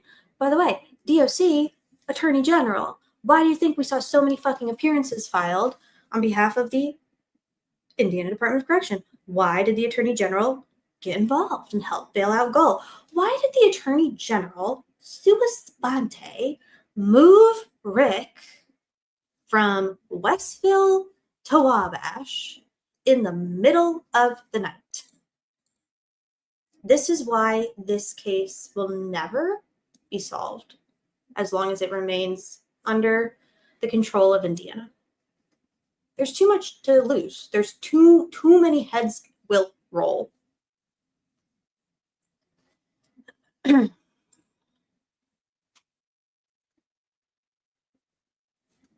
Yeah, there needs to be like some fucking, because if there's anyone in here who lives in Indiana, y'all please fucking FOIA. FOIA like your life depends on it. It doesn't matter if you get it or not. You need to just FOIA. You need to FOIA everything, because DOC, that's a public that's a public entity that y'all fund. You can FOIA. FOIA, FOIA, FOIA, FOIA, FOIA. For what? For communication. For all communication between, I don't know, Superintendent Doug Carter and name somebody. Judge Gull. Can you get a judge's communications? Not easily. Is it impossible? I don't know. I haven't tried. I'm pretty sure they're public. She's an elected official. Just because she's a judge, her communications that she's conducting on her public little laptop that y'all fund. I hate this case. I hate this case. He was released and he died by suicide after release because of just, it's awful. Yeah. That was a real awful. The word, that's the one I always think of when I think of Rikers and I think of solitary confinement. It's really awful. He was just a kid. Yeah, but we still need to ask. And then you can appeal, and then you can do all the things, but we have to ask. Hi, Jeff, Texas King. The bullet matches his gun. He admitted to being there at the time of the murders. He admitted to wearing the same clothes as BG, and his car matches, and people still believe he's innocent. Laughy cry, laughy cry, laughy cry, laughy cry. Jeff, welcome. Thank you for being here, and thank you for asserting your arguments in a respectful manner. I hope you'll stick around. They just hope we go away. It's not going to happen. It's not going to happen. Not when they don't use a .gov email. Yeah. I feel like that's probably not the blanket protection that he thinks it is. Hey, Peg. Ooh, I like your avatar. Sassy. Very sassy. I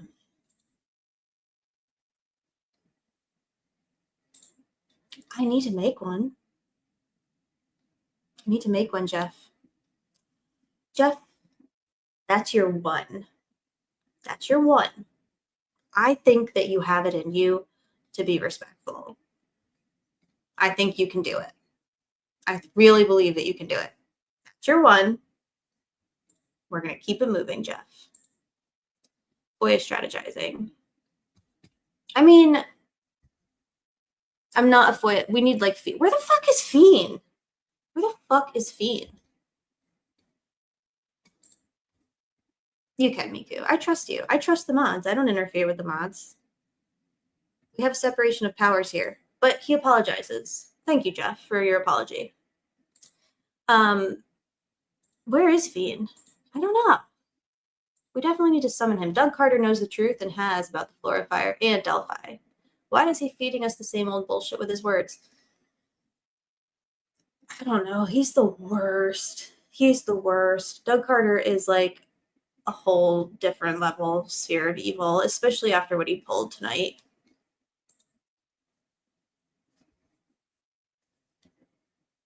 Noise. Persistence. persistence. It took us how long to get people to see that Rick could be innocent, you know? Hey, Mino Dino. Good to see you, Dean. Mino Dino does have an OnlyFans. If you're shopping for a new OnlyFans subscription, recommend. I can't wait to tell you the story.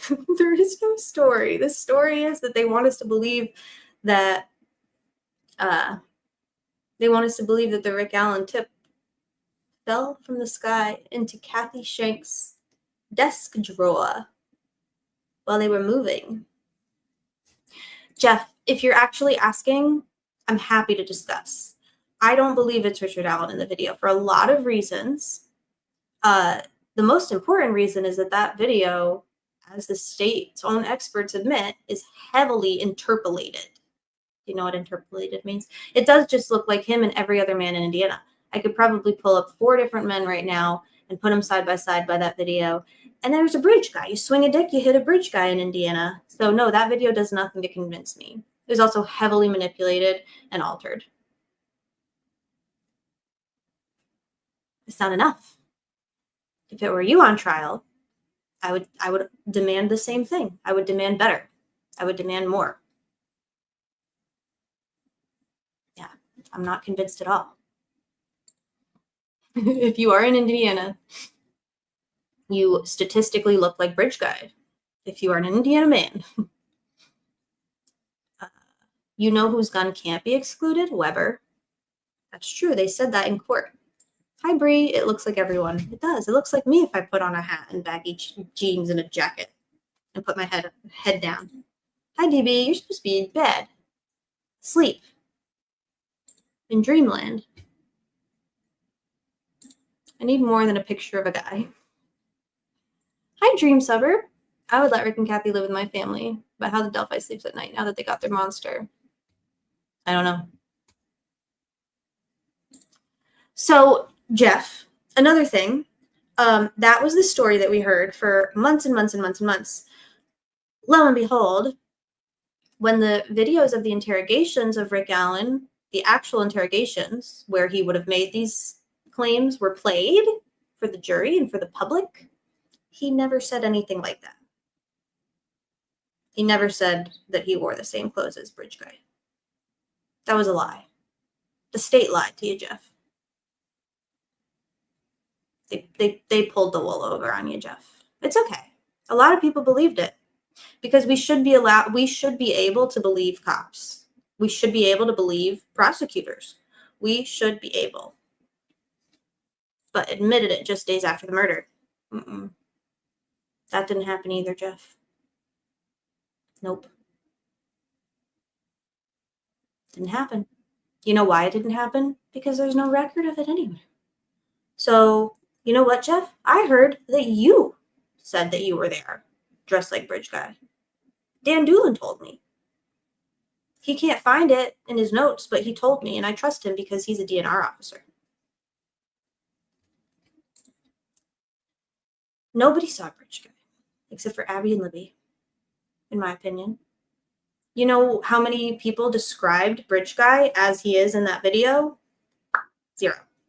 Betsy Blair described Bridge Guy as being tall with curly hair, poofy hair, tall, muscular, and beautiful. Okay, not how I would describe Bridge Guy. The other little teenage witnesses described him as being at least 5'10". Also not Rick. Yeah. So that's the problem, Jeff. The problem is we saw you on the bridge that day dressed like Bridge Guy.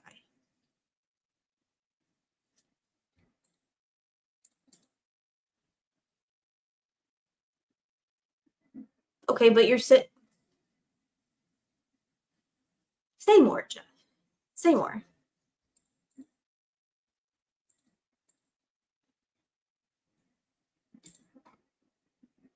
Because time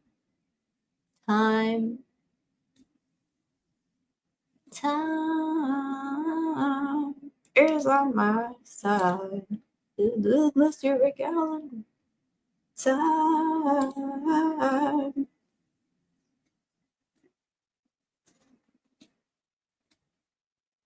Whoever created the video knew what they were doing. Jeff, there's an excellent video on my channel. It's not alive. Called The Fatal Problem or something about Bridge Guy. I think it will explain the problem with the video quite well. Don't you think if Rick was the killer, we would have just made up that he's seen the dude there? Richard Allen didn't see Bridge Guy because he is a Bridge Guy. Fair enough. I think you're Bridge Guy.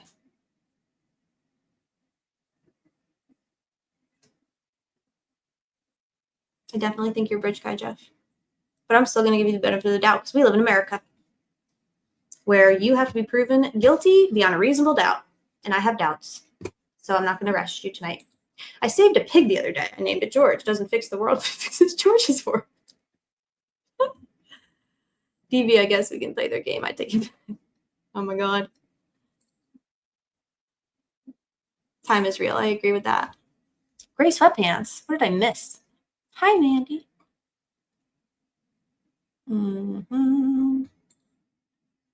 They made Bridge Guy in those clothes. Possible. What's probable and what's possible? And what's a probable cause affidavit? I don't know. A guess. A probable cause affidavit, aka fan fiction from Tony Liggett's brain. That's what a probable cause affidavit is. What's impossible? No soup for you. According to Betsy Blair, Bridge Guy, as you call him, was quite beautiful. So you're not proving your point beyond a reasonable doubt.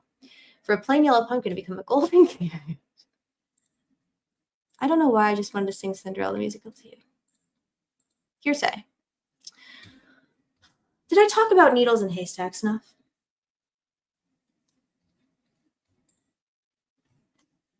A 100 feet. How far is 100 feet from me? Give me like a frame of reference. Why do some people not want to be sure? So I actually don't think Jeff is lying. I think Jeff really, really believes that he is Bridge Guy and that he is guilty and that he did say he was wearing. If I believed that Rick Allen walked up to Dan Doolin and said, I was wearing Bridge Guy's clothes and also I'm Bridge Guy, I'd be like, oh, he's Bridge Guy. If I believed that. But that's not what happened. But Jeff believes that, and that's okay. It's just not in line with the facts of what occurred. But I don't think Jeff is coming in here to be a dickhead. We've seen worse dickheads. I think he just believes that Rick is guilty. And we're not going to change hearts and minds. Well, I don't know, Jeff. It sounds like you've made your mind up. Yeah, Mandy's name is awesome. Just something cool we do.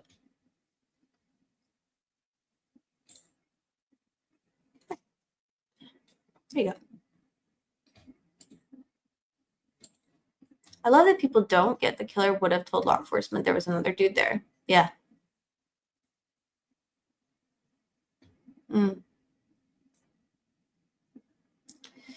He can glide across the bridge and teleport. He can also shapeshift. Peggy, didn't you hear? He can shapeshift. He can grow 8 inches vertically. And he can also grow a full head of poofy hair.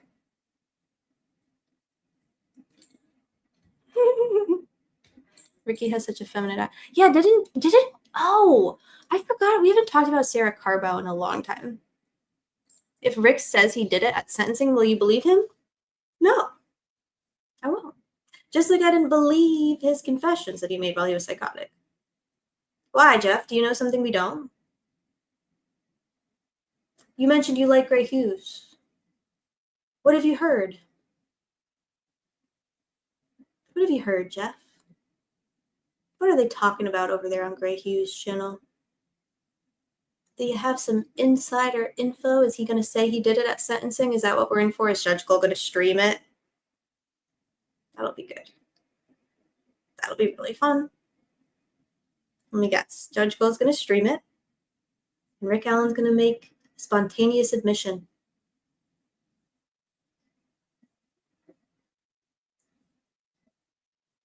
Jeff, if that happens, I hope you'll come back and talk to us.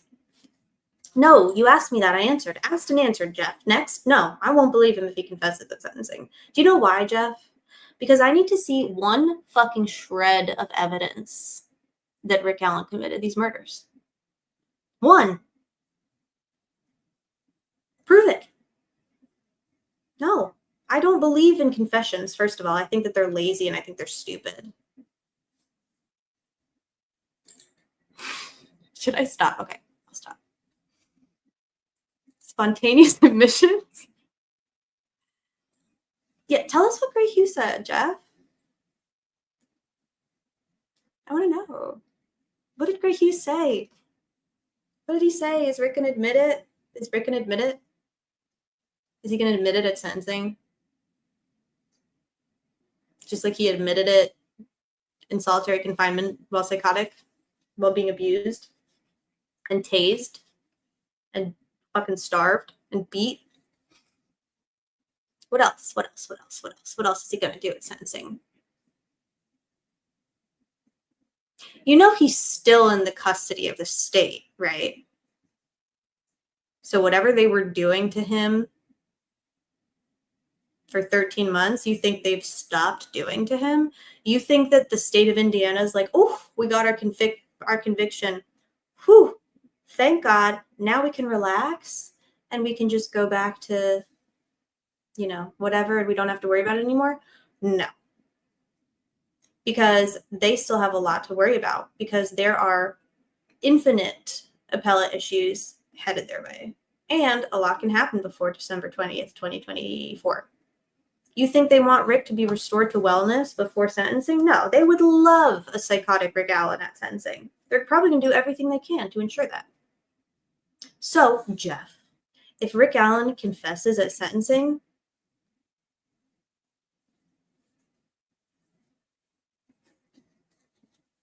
not going to be good for you, buddy. Not going to be good for you. When did Grace say that, Jeff?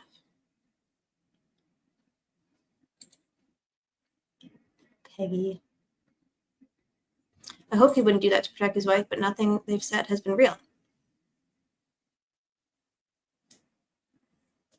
Do you know what it would mean for Rick's appeal if he stood before Judge Gull and said, I did it at sentencing? Do you know what it would mean for his appeal? Literally nothing. It wouldn't mean shit.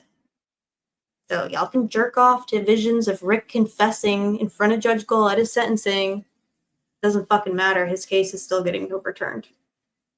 Because the state of Indiana fucked around a little too much and they didn't do shit to prove that he is the killer. And they cheated and they lied and they violated every law. You probably think BRYAN isn't guilty in Idaho 4, right? Jeff, don't come in here during the 9th inning and try and make, I'm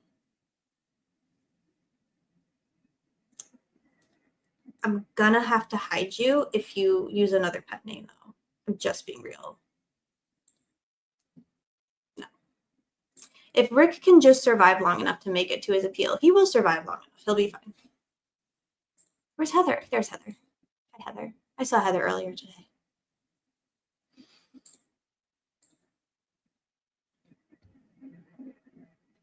There was one other thing. Yeah.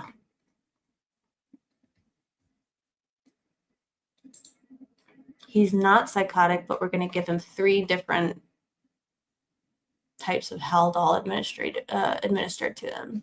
That's weird. That's suspicious. Okay, I need to put my foot up, or else woman's going to beat me. So I'm going to do an Irish goodbye now. Free Rick Allen. Rick Allen is innocent. Free Ricky Allen. Fuck the police.